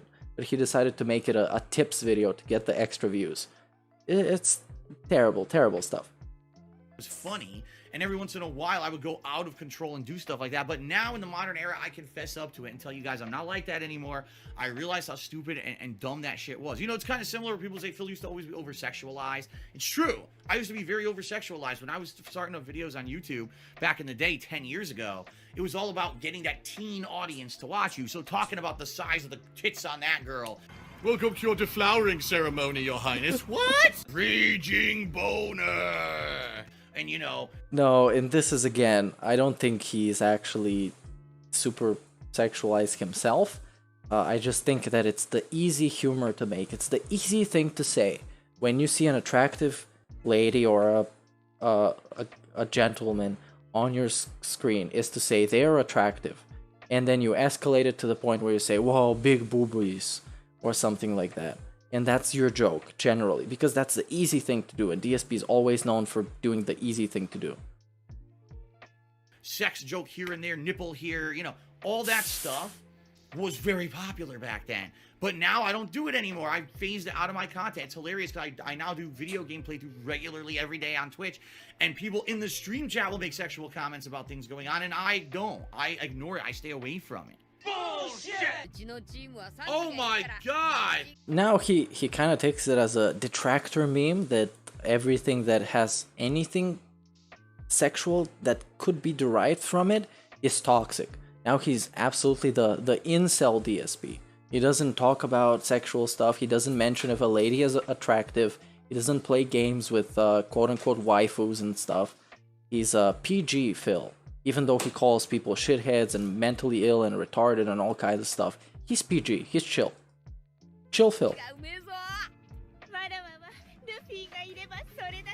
She's got a couple of assets. In 2012, I made public my relationship with a woman at that time who was my girlfriend, okay? And she very much became a part of my content over a 5-year span that I was involved with this woman. Involved? She went by Panda Lee on the internet. That was her nickname or whatever. And there's always been lies and slander and complete horrific nonsense regarding my relationship with Panda Lee, which is horseshit. And the thing is, it's in my past. I mean, now we get into the next arc, the Panda Lee arc, and this is a thing of wonders. That whole arc is just crazy. Over 2 years, I now have a married to a beautiful, lovely woman named Kat, and my life is great. But the thing is, people to this day still fucking bring up this bullshit. So tonight, for the first time ever, I'm debunking this bullshit. Debunking this bullshit. The first thing that everyone fucking says to me is that, Phil, you first met Panda Lee when she was underage. She was under the age of 18. Yeah, that's true. When you first started talking to her, you were grooming her. That is true. I don't know about grooming, but he revealed her when she was exactly 18. Now, by logic, we would say that he was in a relationship with her before she was the age of 18. This is mature adult logic. Come on. So that you would finally go out with her and all this shit. And all of that is complete and utter fucking bullshit, nonsense, false. The truth of the matter is that back then, this was a different era, all right? It really was. It was a different era of YouTube. And back then, people used to use YouTube private messaging. No one even uses that anymore. Sending me a private message on YouTube. I don't even think it exists now. But yeah, back in the days, it was a thing. It was pretty cool, I guess. Before the whole Google Plus thing happened, that was a timeline everybody wishes they could forget. Even looked at a YouTube private message in a great part of 5 years. I'm not even exaggerating. Okay. So she actually, as a fan, a viewer, private messaged me on my DSP gaming channel. Now, the argument that he's trying to counterpoint, I guess, is that he texted her with the intention of grooming her, which nobody said. We just said that his relationship with her as his girlfriend happened before she was 18. That's what we're saying. I think. I don't even know what we're saying exactly. This I'm here to debunk this. I'm not even sure myself. I believe the very first date was it was like November of 2011. We don't count the first date. If you went on a date with somebody, then you've been texting before and you haven't seen her before, then come on, it's kind of implied that you wanted to go on a date even before the actual date happened. Come on, man. November of 2011, okay? And I didn't know who she was. Basically, she was just someone friendly, someone who I had talked to back and forth via messaging for about 2 months. And then after that, we wanted to start talking a little bit more, so we started texting each other. Yeah, and that's when the relationship kind of develops. Was she 18 back then? And, you know, it just grew from there. And then we dated on and off from the year of 2012, I say probably early to mid 2012, all the way through 2014, when eventually she moved in with me as we moved across the country out here to the state of Washington. And she lived with me from 2014 until early 2017 when we broke up. Okay. And during that period of time, we had highs and lows. And one of the misconceptions that everyone tells me is that, oh, Phil, she was underage when you started talking to her and dating her and doing stuff with her behind the scenes, and you're a pedophile and all this crazy shit. It's all bullshit. And the thing is, if anyone actually had a fucking What's the argument? What's the argument? Oh, if you had a brain, that's the argument. If you had a brain, you would know.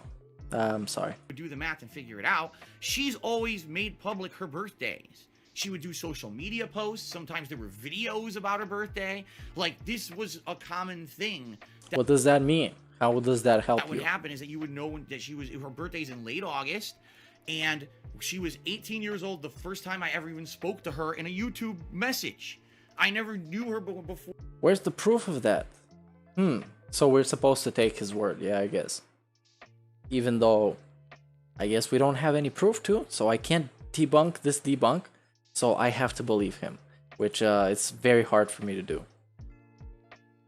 When she was underage and never even heard of her. It's ludicrous that people would just make this shit up and try to slander me and shit like that because they want to hurt me. But what is the, like, why can't you just give a time frame of when you started texting so we can compare? And that's gonna be the debunk. Like, that is how you debunk something. You give at least a little bit of evidence and not just say it didn't happen. Because I don't know what happened. I don't care about DSP as much to know exactly what happened back then.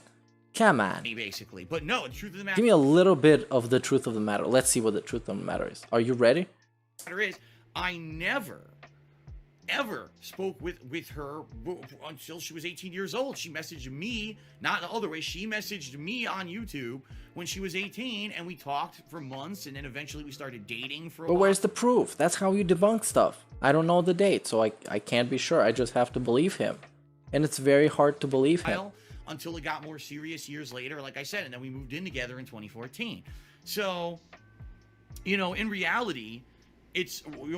The thing is, where's the evidence? There's no evidence of anything here. Oh, there's no evidence of anything. Okay, thank you for spending this quality time convincing me that there is evidence, and there's no evidence in your debunk stream. How are you supposed to debunk stuff? The evidence. There's no evidence of anything here. Because it doesn't exist. It's not true. You can look up publicly and find out, you know, when her birthday is. That was always public information. And if you do the math, you see, what, you know, when we started dating, she was 18. When we moved, nobody knows. Nobody knows. She was 20. She turned 21 later that year. We celebrated her 21st birthday at a restaurant. Dude, they texted for 2 years. This is the king of relationships, man. The king of soulmates. Took him 2 years to meet the girl and to start living together. What the hell? She had a drink out for the first time. Wow. So it's ludicrous bullshit. Now that's the first time I learned about this. It's deep lore. By the way, it took him so long to start living together. I think I thought before that he just kind of shipped her in. Like a mail order bride. At some point he was like, come here baby, I'm gonna pay for everything. And then she just came to the Connecticut condo and then they got a house. That's how it worked. But apparently that's not how life works. Christina in chat says, the only women Phil could get were vulnerable and more desperate than him. Now, I'm not gonna say anything, but the truth of the matter of the in reality of the bottom line is that what we know of, maybe, you know, maybe. Jack says, and she commented on his videos when she was 15.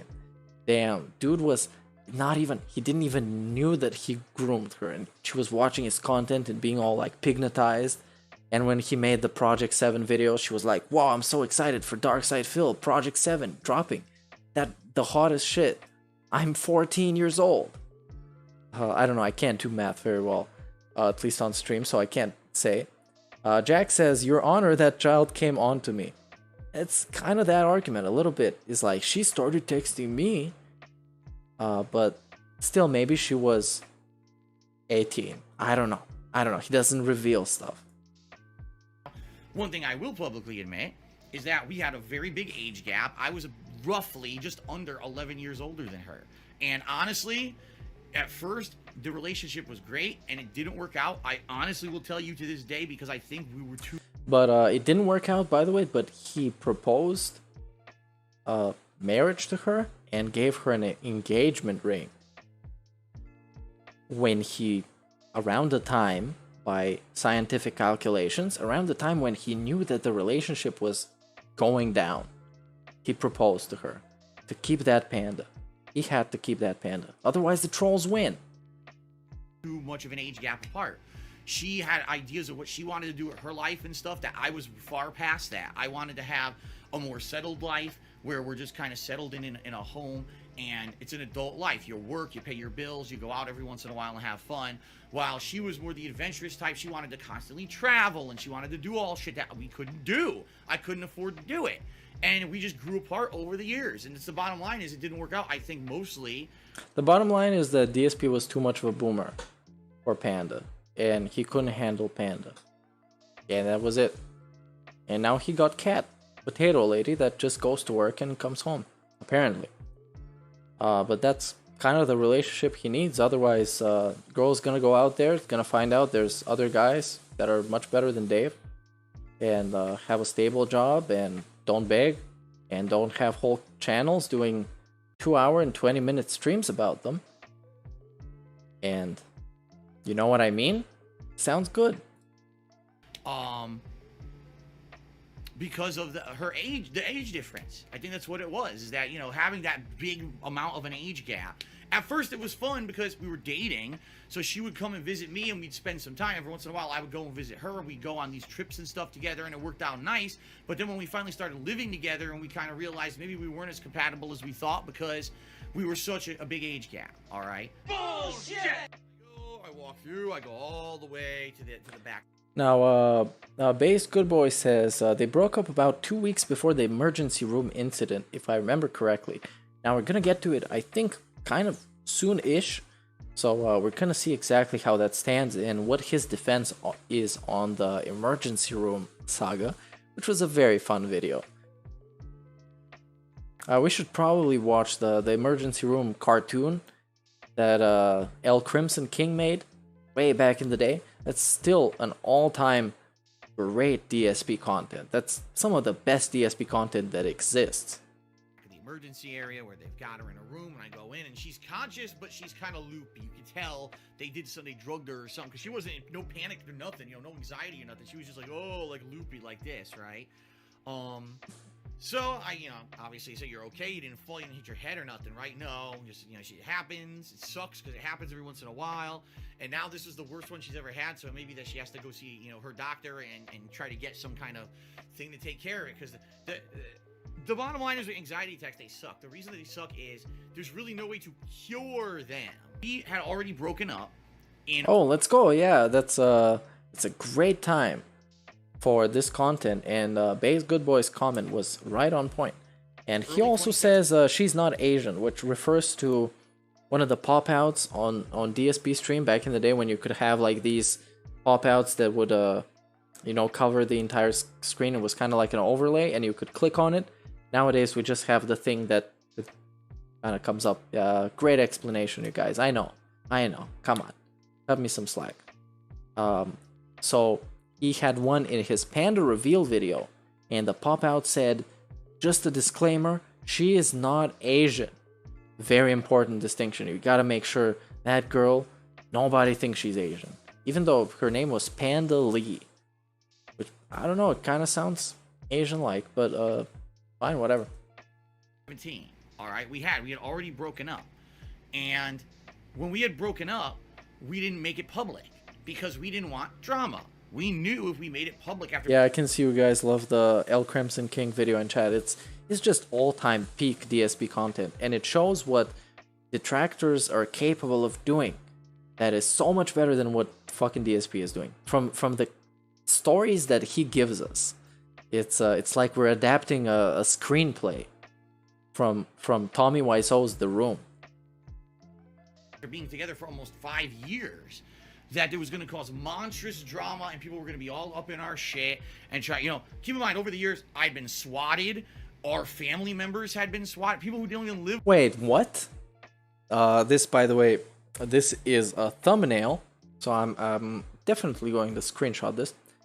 Now, his family members been swatted. Now, this is, I would press the biggest X in the world about this, because I personally don't think anybody who is a part of his family was actually swatted. I think they might have been doxxed, if that's what he meant to say, but he just said swatted and just let's keep going with it. That's what he said, that's what it is. Alive and well in Israel, welcome to the chat, hello. And I know you're referring to Jeffrey Epstein, a very well-esteemed gentleman who did nothing wrong, he did everything correct. With me and my ex had been swatted as a result of just being related to us. So we were like, there's no way that we could disclose that we're breaking up, because they'll probably be trying to find out moving arrangements of where she's moving and all kinds of fucked up shit, okay? So we Paranoid, by the way. I mean, okay, but it's kind of the swing of the pendulum, you know. This is a philosophical stream, and we're going into very philosophical stuff. So now DSP is trying to tell us that we would care about his personal life after 4 years exposing us to most of his personal life, where he used to go, where he used to eat, what he used to eat, the type of stuff he would order to eat, type of stuff that he would have in his home, what he would do on his off days. He used to tell you everything, and at some point he stops, and then he's like, why do people ask me about what I do? Come on, it's cringe. We didn't announce when we broke up. We purposely didn't, to keep it hidden, because we didn't want people to be fucking around with our lives, all right? But there was one particular day when I was streaming, I believe I was doing like a podcast, and I get a call, all right? The call is from my ex's job, saying, your ex, you know, had a medical issue, and we need you to come pick her up. And I'm like, well, first of all, she's my ex. We don't. Jack Christo says in chat, I remember the video where Panda talked about how they didn't have enough lovemaking time. Now, Panda was thirsty. Like, you could see that girl. She was in the prime of her life. I don't blame her, no. I am not talking shit about her. It's Dave's fault, because he couldn't, you know, satisfy his girl. Come on, Dave. Oh no, that's cringe. Go out anymore. So why am I getting this call? So apparently there was no one else. None of her friends wanted to help her or whatever. Sip6 says in chat, DSP videos give great thumbnails whenever you pause it. I love making thumbnails for this. Like, making thumbnails for DSP stuff is the best fucking shit ever, because he's the funniest fucking guy. I can pause it on a moment like this, which I'm gonna screenshot this, because it's a great quote. It's, again, I prove your point, that every time you pause it, it's a great fucking thumbnail. And of course, with this caption, it literally can't get any better than this. I don't know the deal. I don't know the truth of the matter behind the scenes. He doesn't know the truth of the matter. Well, he was her emergency contact, because he was her boyfriend, her soon-to-be husband. And the dude, when she left, he wanted nothing to do with her. It's like, oh, she's not associating with me or my streams or my content ever again. And that's it. She's banned. And then she wants to be like, oh no, I had a panic attack. Well, give her a pill and leave her there. And they made him so annoyed because he had to go to the hospital and wait. He was mistreated yet again. Uncle Dave. At that point, my ex was in the process of moving out of the house. Like, Caleb says in chat, she happily escaped this mess in time. Yeah, I super agree with you, because there were some new pictures with her, with having a car and everything, and that girl looked happy, and she looked great. And more power to her, Liana. Keep it up. She had some of her stuff out already, and she was staying somewhere else temporarily, but she was kind of half in, half out at this time. You know, and then I broke up. That's actually pretty cringe. When you live in a 2-story condo with a gamer who's literally in his room gaming all day, and you don't even want to live with him anymore. You don't even want to sleep at that place. That's where you know your fucking boyfriend fucked up. That dude is toxic. Cat, get out of there. That place is toxic. With Leanna because I needed to play Fallout 4. And it was like, how much is enough? Like, what are you trying to prove here, God? Phil, why don't you rent out your extra room? That room is still full of her shit, which she's never coming back for.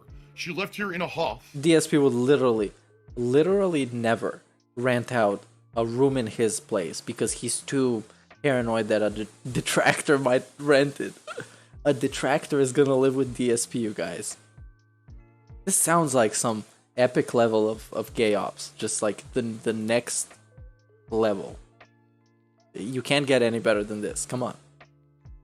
Taking only the stuff she wanted, all right, and left a bunch of junk for me.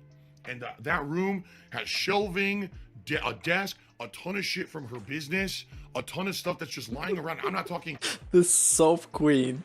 Oh, tons of sellable soap that I can sell for a profit. It's junk. It's stuff she tried. Dude, you couldn't fucking sell anything. Like, and he worked in sales. I can't believe he ever worked in sales. He can't sell anything. He's trying to sell himself every day, and he fucks that up. Himself, and he knows himself better than literally everybody else, and he fucks up selling himself. To make, and it failed, but she never fucking threw it out. It's ingredients, colorants, things that I'm never gonna do anything with, and I need to throw out, but I haven't had a chance because I'm working my ass off. I'm here every day, work to try to pay my bills and make ends meet because I'm by myself now, and I haven't even had a chance to clean out her office or do anything in there because I'm just too busy. It was almost like we were living together, but we weren't a couple. It was more like we were living together as roommates, all right? And I know that sounds like really with fucked Kat. up. So I was like, well, I'm sorry, maybe I'm wrong for this. Maybe they are soulmates. Because I see this thought a lot in the detractor community, and I know it's not really any of my business to talk about DSP and his wife and what they do together. That's kind of actually his private life, and I don't genuinely give a fuck about it. But it's just generally interesting to me. And I would say that the thought that DSP and his wife don't get along, DSP and Kat, they don't get along and they live like roommates, I'm not sure. Maybe they are soulmates. Maybe they are. That would be actually pretty interesting. I'm just trying to be positive. And Christina says in chat, all he wants is someone to cook, clean, etc. Yet doesn't seem like Kat... I'm sorry. Like Kat does much cooking or cleaning the cat box lately. I'm pretty sure he does need a replacement for his mom, basically.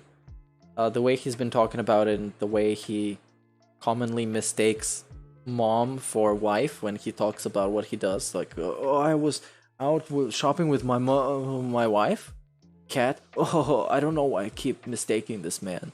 Yeah, so it basically goes kind of like this. And yeah, he needs a replacement for a mom. He needs a mommy. He's a little baby gamer. And he wants to chill and have fun all day in his room. And mommy to clean up and maybe cook some frozen meal in every once in a while. I guess I'll do the nice. But maybe, you know, if you would be his wife and you would want to fit in that role, then what are the benefits for you? Like, number one, for Kat, the benefits are she doesn't have to work every day. She works part-time. She gets to have the latest gaming entertainment stuff because DSP buys games and he has consoles as well. And you get to live in a big house in a gated community and have a little bit more of self-worth because you're living there, I guess. So maybe that's the benefit she's looking for. If I guess if you are a vulnerable person and you haven't had that much of a privileged life, let's call it like that, you would be willing to, you know, make the sacrifice necessary to just live with Dave and just kind of live with it. But then again, it's not really my business to talk about what he does with his wife. And yeah, even though it's curious to me because he's such a fascinating person, I kind of want to draw the line and just stop caring at some point. So otherwise it gets a little bit too much, you know. Too much detracting. I'll be the nice guy. I'll go and get her and figure out what the hell's going on. By the time that I had gotten to her job, I had to pay for an Uber and everything. By the time that I got into her job, and she was driving his car because he had to pay for an Uber, I think, or maybe something was wrong with his car. I don't know. Then again, DSP, when he had to change the oil on his BMW, he did not change it because he thought they would call him from the dealership to tell him to change the oil on his car.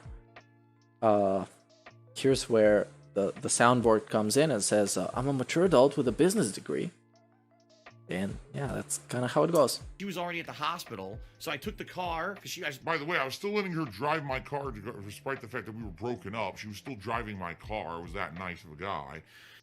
No, that's you don't get to brag about this. You just don't. You don't brag about this. I go to the hospital. That doesn't make you look like a nice guy. It makes you look even more like a douchebag. Because you don't go anywhere. You literally don't need the car. Physically. Because when you go shopping, you go once a week. And he shops a bunch. He comes home because he's too scared of tractors. So, come on. Cut me some slack. I pay attention. To find out what the hell's actually going on, and I guess she had a panic attack. Now, this is all public information. We talked about it 2 years ago. I'm not revealing anything that hasn't already been revealed, all right? Apparently, she had a panic attack, and it was probably in regards to the fact that not only was she stressed out at work, but we had broken up other stuff. I have a question in chat saying, is he debunking something tonight? No, not tonight. I'm just watching his old debunk stream that was dedicated to debunking the 7 years. So it's the old stuff. He's not debunking anything. Because he's really not in a position to debunk anything, because the things that people claim have been proven, and he would just end up shooting himself in the foot a little bit more than he was before. Things, all these factors had come into play. And, when I showed up, essentially what happened was nothing.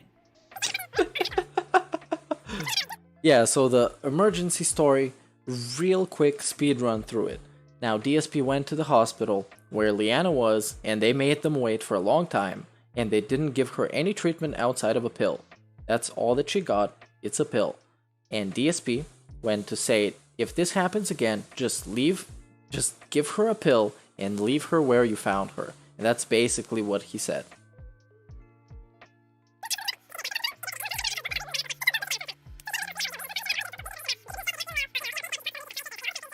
Phil, without permission. And you cannot understand how much I appreciate Mighty D for making this video on fast forward, because listening through this entire story would be suicide of brain cells. Went online and disclosed a medical issue with his girlfriend / fiance, because at the time we were supposedly engaged, even though we had broken up. People thought we were still engaged.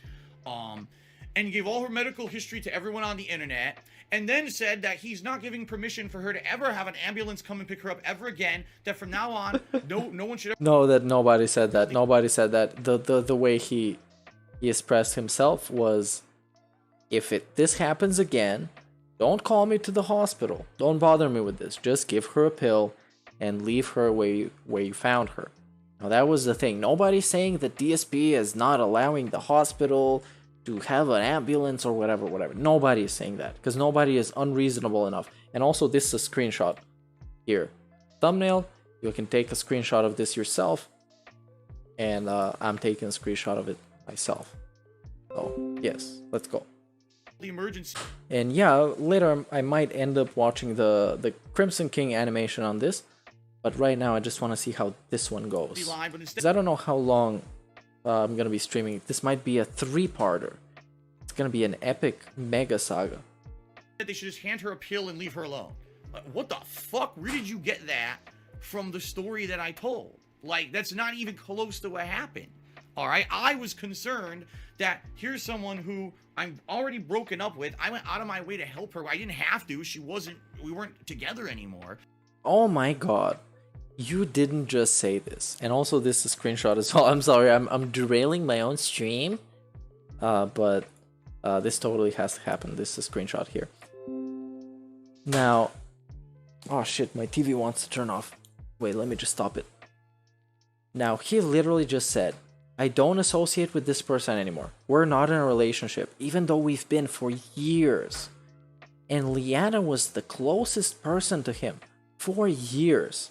And this motherfucker goes out and says, I went out of my way to help her. This lady that he's been living with for years, she was sucking his dick, allegedly. Probably, maybe it never happened. I don't know. Maybe that's debunked. But she was living with him. She was the closest person to DSP in this time. And she was an emotional support and all that other stuff, you know, a relationship. And he says, yeah, I went out of my way to help her after we've been broken up. Well, you're such a fucking nice guy, Phil. Such a nice guy. But I went out of my fucking way to go help her, all right? And I basically get slammed for having my concerns over her financial well-being because I know she's going to get a giant bill from the hospital when they didn't do anything. They literally didn't do a fucking thing for her besides hand her a pill at the store where she had her fucking panic attack. It's preposterous. Now, the other thing is people saying, oh, well, you know, that's all well and good, but, you didn't have permission to do that. Well, then why, literally why, when I was here on my stream talking about it publicly, was she on her social media posting up, don't worry everyone, I'm okay. There's a picture of her with her hospital bracelet on. Don't worry everyone, I'm okay. You know, because it was okay, because there was always permission given, but even people are fucking assholes, you know? You liar, you. Take a sip. All right, now moving on. All right, let's talk a little bit about Project 7, because I hate to tell you guys this, but I've already addressed this before. Project 7 was in the whole gamut of the time that I did stuff for YouTube. Project 7 was the one time when I said, I want to do something not by myself, but collaborate with other talented people. And I want to make something that's not related to video games, not related to any kind of content like that whatsoever. Now, Project 7 is a very interesting one because we together have watched Project 7 and we know what the reactions to it were. And it wasn't great. We also watched Rambo and Howard respond to DSP. So I'm very curious about what he's going to say. That's going to debunk Project 7 in what everybody said about Project 7. Instead, what I want is to do a creative series. And so I teamed up with my then co-op partner, John Rambo, as well as our colleague. He's sometimes a co-op partner, but mostly we knew him from playing Street Fighter, Howard, as well as teaming up with Howard's friends, one of which was his cousin, in a group called Respect the Pact, and we made this show called Project 7. Now, it was a lot of work and a lot of time. There's a lot of writing and drama and all kinds of stuff involved behind the scenes, as always, whenever you're doing a big creative project like this, all right? But for what I've heard is that people say, to this day, say, well, Phil scammed his friends, or he ripped off his friends and never paid them for anything, and that's why they hate him to this day. Bullshit. That's complete and utter fucking bullshit. All right. First of all, John Rambo, he and I had a long-standing work relationship outside of Project 7, where he would come and do the Smart Guys Wrestling Podcast with me once a week, and then we would do some kind of gameplay together, co-op gameplay, whether it was co-op commentary or co-op, a game that was co-op, whatever it may be. I will now tell you guys, he was handsomely paid for all of that stuff. When we first started, he got paid 50% of everything that we made money on. That's a good statement, and that is correct, because Rambo agrees that in the beginning he got 50%. Now, a good chat comment is co-op partner, and why not friend? With DSP talking about Howard. Well, that's because in the Rambo and Howard video, Howard was on his ass, and he ate DSP up. Now, that was an epic response. And Howard was pissed when he was responding to DSP. And that's why he's a co-op partner. He's not a friend now. He's just a guy that they used for views, basically. You know what I mean? But yeah, in the beginning, Rambo was paid pretty much as you would expect, 50%. They both agreed to 50%. But later on, it was half of what I made. So every Saturday, John comes over. If we made a ridiculous amount of money. No, DSP. Half of what you made. That's not half of what you made. Half of what you made on the videos with Rambo. Now, that's a nice distinction to make, because back in the day DSP was making a bunch of fucking money and he was uploading all kinds of videos all the time. So the Rambo videos are just a fraction of the money that was made by DSP. So he wants to confuse you and make you think that, oh yeah, when he was earning these like thousands of dollars and Rambo was getting half of it. No, that's just the things that they made together that he was getting half of, which I think is fair. But of course, as always, DSP doesn't express himself properly, so you don't understand what he means until 4 weeks later when you call him out and he says that you didn't understand what he said. Money on what we did that day, he got half, okay? That's just me being very transparent here. He always got half. I felt that was fair. Even though you could say, oh, well, Phil should make more because he's the YouTuber and he's the one who's putting the content up and doing the... No, nobody should say that. Literally nobody should say that. Because putting the content up means nothing. Your thumbnails, they don't exist. You don't put effort into intros or outros or any other stuff. Uploading the video for DSP is taking the video, dragging it into YouTube, and writing the information, the meta information, the description, the title, the tags, all the other stuff, adding it to a playlist. That's it. That's it. Why should you make more money? Why? Uploading work, and he's the one who has the internet presence and all of that. I didn't care. No, you shouldn't get money because you have the internet presence, because you already get more money from your other videos on your channel. Nobody would say that. Just people that you decide you want to attack their arguments would say that. You invent an argument to attack that is going to be easy for you to attack, and then he fails. Even fails to debunk this fake argument that he made, that people thought that he should make more money, but instead they split it with Rambo. This is fucking bullshit. I wanted him to make half because I cared that much about him being my friend and coming and doing this fun creative stuff together, and I wanted him to financially have some help and stuff, so I gave him half. All right. Now, sadly, what ended up happening, good guy Phil, later on with my relationship with Machinima, my old YouTube partnership company, they started refusing to even give me stats on how much money I was making on my videos. That's how bad Machinima got near the end. They wouldn't even fucking come. All right. And oh, they wouldn't come? Say, all right, here's we know DSP would. Here's how much money you made this month on each video. They wouldn't even give me that data. They'd say it's not available anymore. So then what John and I did is we would say, okay, let's figure out together a fair amount of money for you to come do this every week, because we can't figure out the actual half anymore. It's not even possible to figure it out. Instead, let's just say, okay, let's make an arrangement where every time you come visit and we do this co-op work together. Well, it would kind of make sense if you wanted to do some accounting work and figure out what percentage is of the entire money is the money that you would get from Rambo videos. So if you make 10 videos a month and you make $1,000, then you take the amount of videos that you've made with Rambo and you give him the proper, cut of the whole money, I guess. That would make some sense. Because DSP would still keep most of the money. And he would give Rambo the amount that he made from the videos with Rambo. I think that's fucking fair. Come on.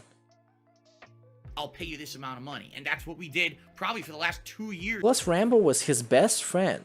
Rambo was driving him to conventions. He was doing all this shit because DSP has a bad back, of course. He can't do that shit himself. Rambo was his best friend. The closest thing a person like DSP can have to a best friend. And he treats him like this business entity. And as Rambo and Howard said, after he moved to Washington, he was only texting them about videos and collaborations and making a video together. Let's make a video. Come on, Rambo, let's make another one. Come on, John. That we did co-op, we had to do it that way. So like the first 2 years he was making half, and the second 2 years he was making a negotiated amount that he wanted. This was his idea, his amount that he wanted to make, okay? No, he said they didn't make any money off Project 7, and that's the actual debunk that you should start. So there you go. In regards to that, and by the way, I don't think that John ever publicly said anything like I never paid him or anything. No, because that's not true. That's not what anyone is saying. No one is saying this. This is nobody's argument that you never paid Rambo. This is the argument that you choose to try and address to make yourself look good, because that's the only argument that you can address, because for other stuff, literally Rambo went out and talked about it. Come on. Bullshit. Like, You just cherry pick and invent arguments that you want to tackle. John himself never said that. He never said that Phil never paid me Yes, nobody's saying that. Then why are you talking about it? for the work. I think John was always upfront and honest. He never said how much, but he always was very honest about it. Okay. So I don't understand why people to this day will say that I ripped off my friends and I didn't pay them.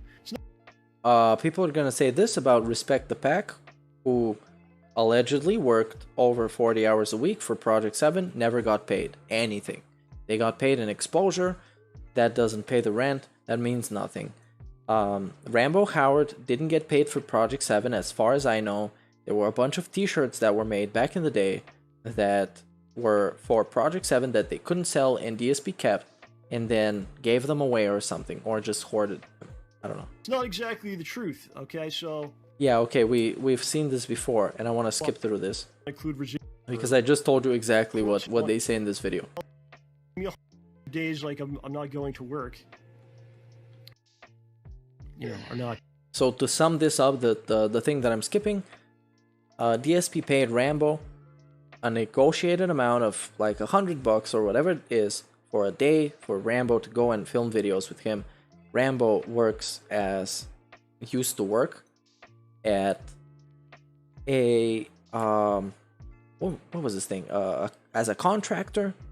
So when he would go to film a video with DSP, he wouldn't get paid for his actual job, so he would ask some money from DSP. And that's after the machinima thing happened where he wasn't able to see the amount that he was earning. Also, I need to go to the bathroom, and I'll be really, really quick. Because this beer is really chill and interactive, and it's interacting with my entire body right now. So I need to go to the bathroom real quick. I'll be right back.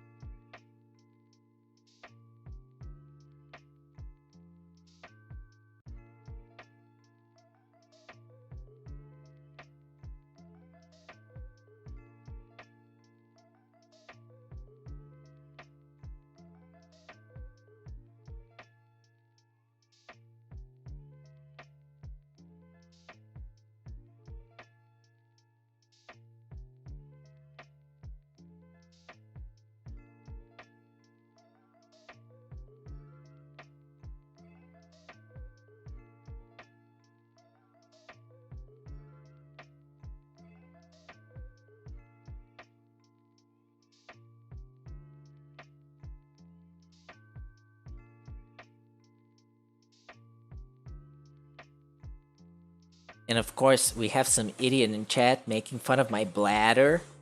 It's a medical condition. You asshole. Get banned. Okay, so I'm back. Let's just finish this video and wrap it up for today. Okay, sound good. Given.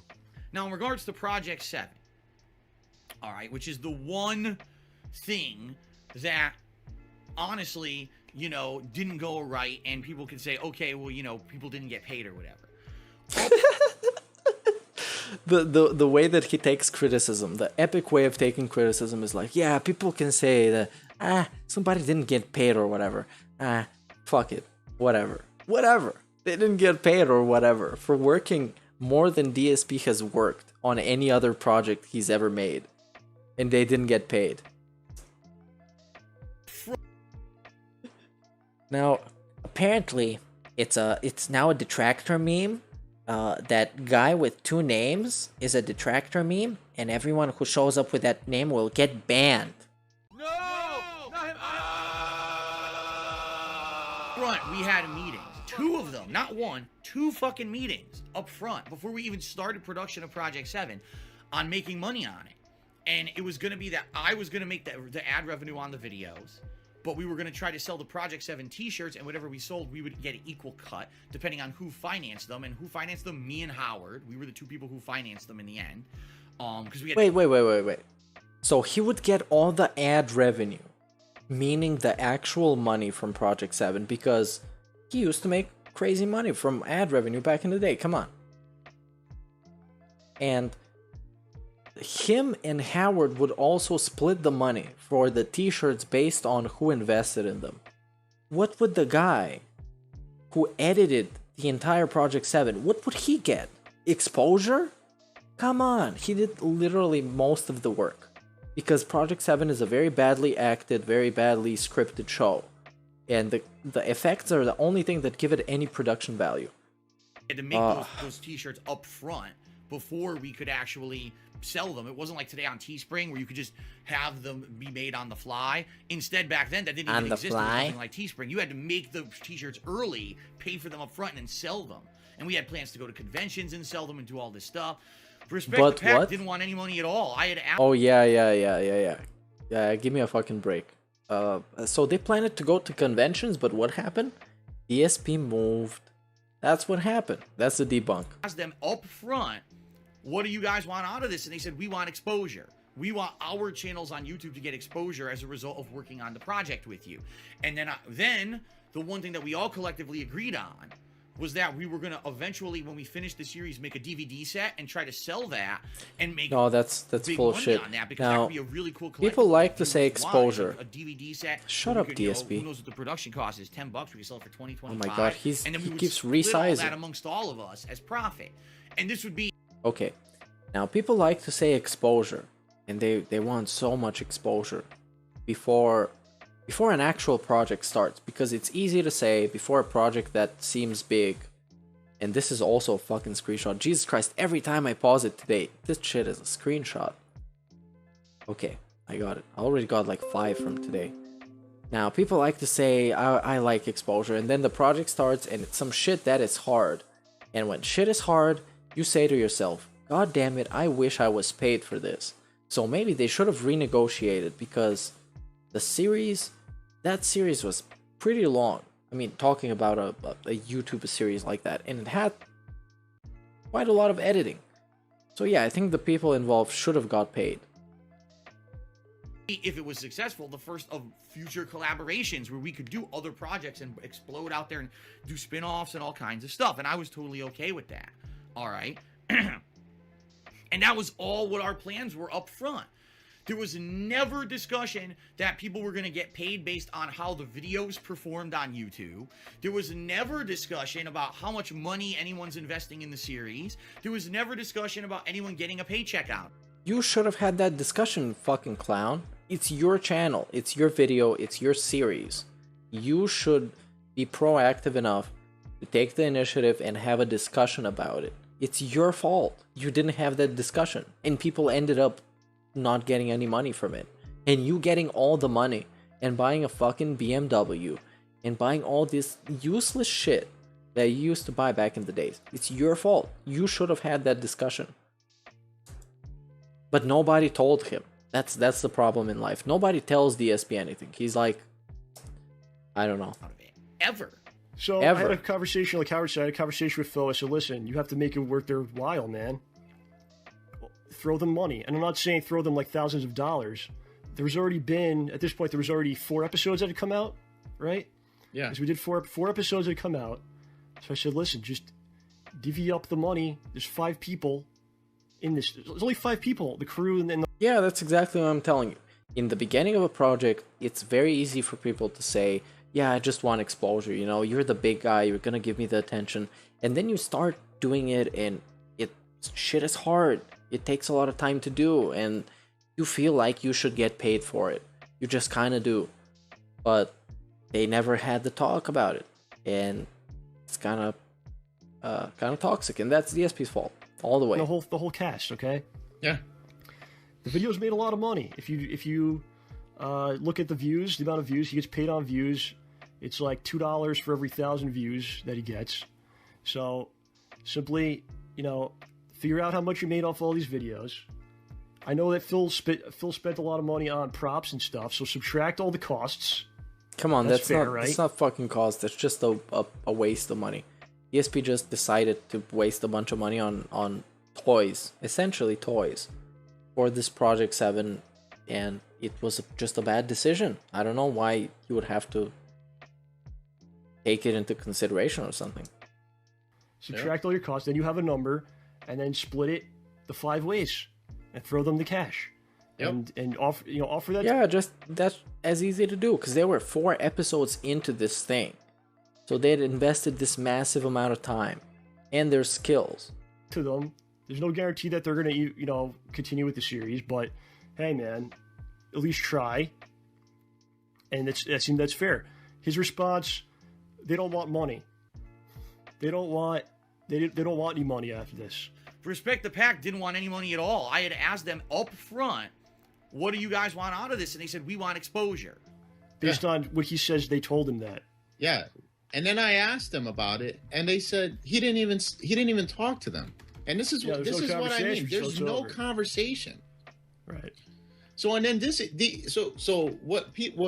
what everyone has to realize is this is like a whole bunch of things that has happened in the past that just irritates people. Because now what ends up happening is like, do you value money more than our friendship? Because if that's the case, then why am I even here? Right. All right, so let me ask you, did you get anything out of the Project 7? First of all, we're going to talk about that. I didn't get shit out of Project 7. So no one got paid. Now here's the thing. I got paid. John got paid. I got my percentage. Yeah.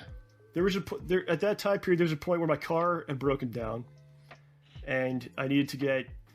Actually, I got a used car. I bought another car at that time. Now, we get into him getting paid, which is fine. So let's just go back to DSP rambling. Money, but there's 3 other people, you guys, that got 0.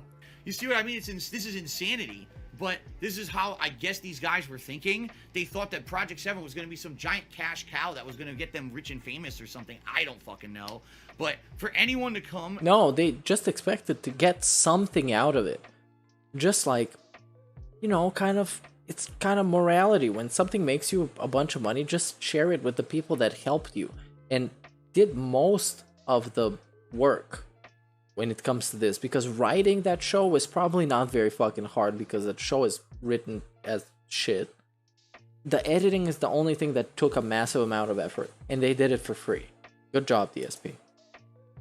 At me and say that I did anything dishonest, when in reality I was the most upfront fucking guy possible in that whole situation. You liar, you. I'm good at lying. All right, let's continue here. I wanted to hit an 11-year-old girl. You're right. I just wanted... Oh, okay. I'm going to sum this up because I'm not going to sit through this nonsense rambling. He was in VR chat, and there was a little kid who told him something. And he said, if you talk to me this way in real life, I would slap the shit out of you. And that was it. That's the entire fucking segment. Stole... I didn't steal anything. What they're talking about is a Patreon goal level. Oh, let's go. Let's go back to this. They would have banned me, but I didn't say it up and ran up to the kid's face and insulted the kid. Yeah, you did that. Okay, you said you would slap the shit out of it. Stupidity that things that people say and twist the shit into. Phil stole fan donations that went towards a Project 7 reboot. Yes. Phil stole fan donations that went towards a Project 7 reboot. Every statement in that is false. All right? Besides maybe my name. Stole? I didn't steal anything. What they're talking about is a Patreon goal level that was hit for... You didn't fulfill the goal. You didn't fulfill it. Month. That doesn't matter if it's 1 month. In the summer of like 2015, maybe it was 2016, but I'm almost positive it was as far back as 2015.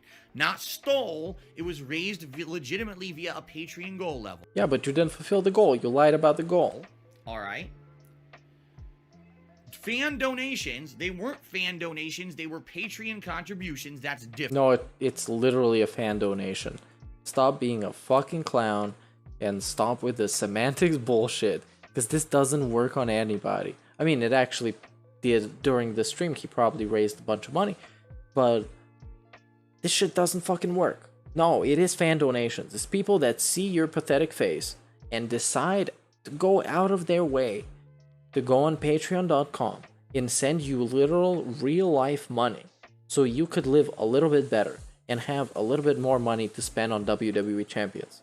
That's exactly what donations are. What fan donations are. That's exactly what it is. Different. It's not different. That went towards a Project 7 reboot. Wrong. It wasn't for a Project 7 reboot. It was for me to take some time out that month to do a Project 7 reboot trailer. Now look at his smug ass face. Trailer. And okay, let's read this, because I've never actually seen this. This big ups for this segment. Now, Project 7 Rebirth begins. $1,250 per month. This is a literal paycheck per month for nothing. It's no surprise that I've wanted to relaunch my very old series, Project 7, for quite some time. However, due to timing limitations and the fact that I need to constantly bring in revenue to pay the bills, which is in quotation marks, I guess he didn't mean pay the bills, he meant something else, I've been unable to dedicate the effort needed. If this goal is reached, I will take time away to write, record, and work on the renewal of Project 7 with the hope that I'll at least have something to show for it by the end of the month. So there is not once in this entire paragraph is the word trailer. Not one time. Nowhere does it say it's a trailer. And also, a trailer is a thing that aims to build up hype for something that is gonna come out. Now that's a very important thing, because that's the only reason a trailer would exist, is to hype out something that you're gonna make and it's gonna come out eventually.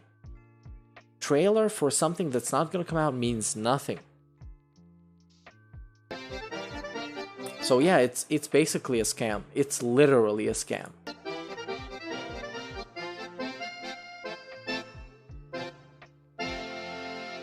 A trailer that was probably going to be 30 seconds long.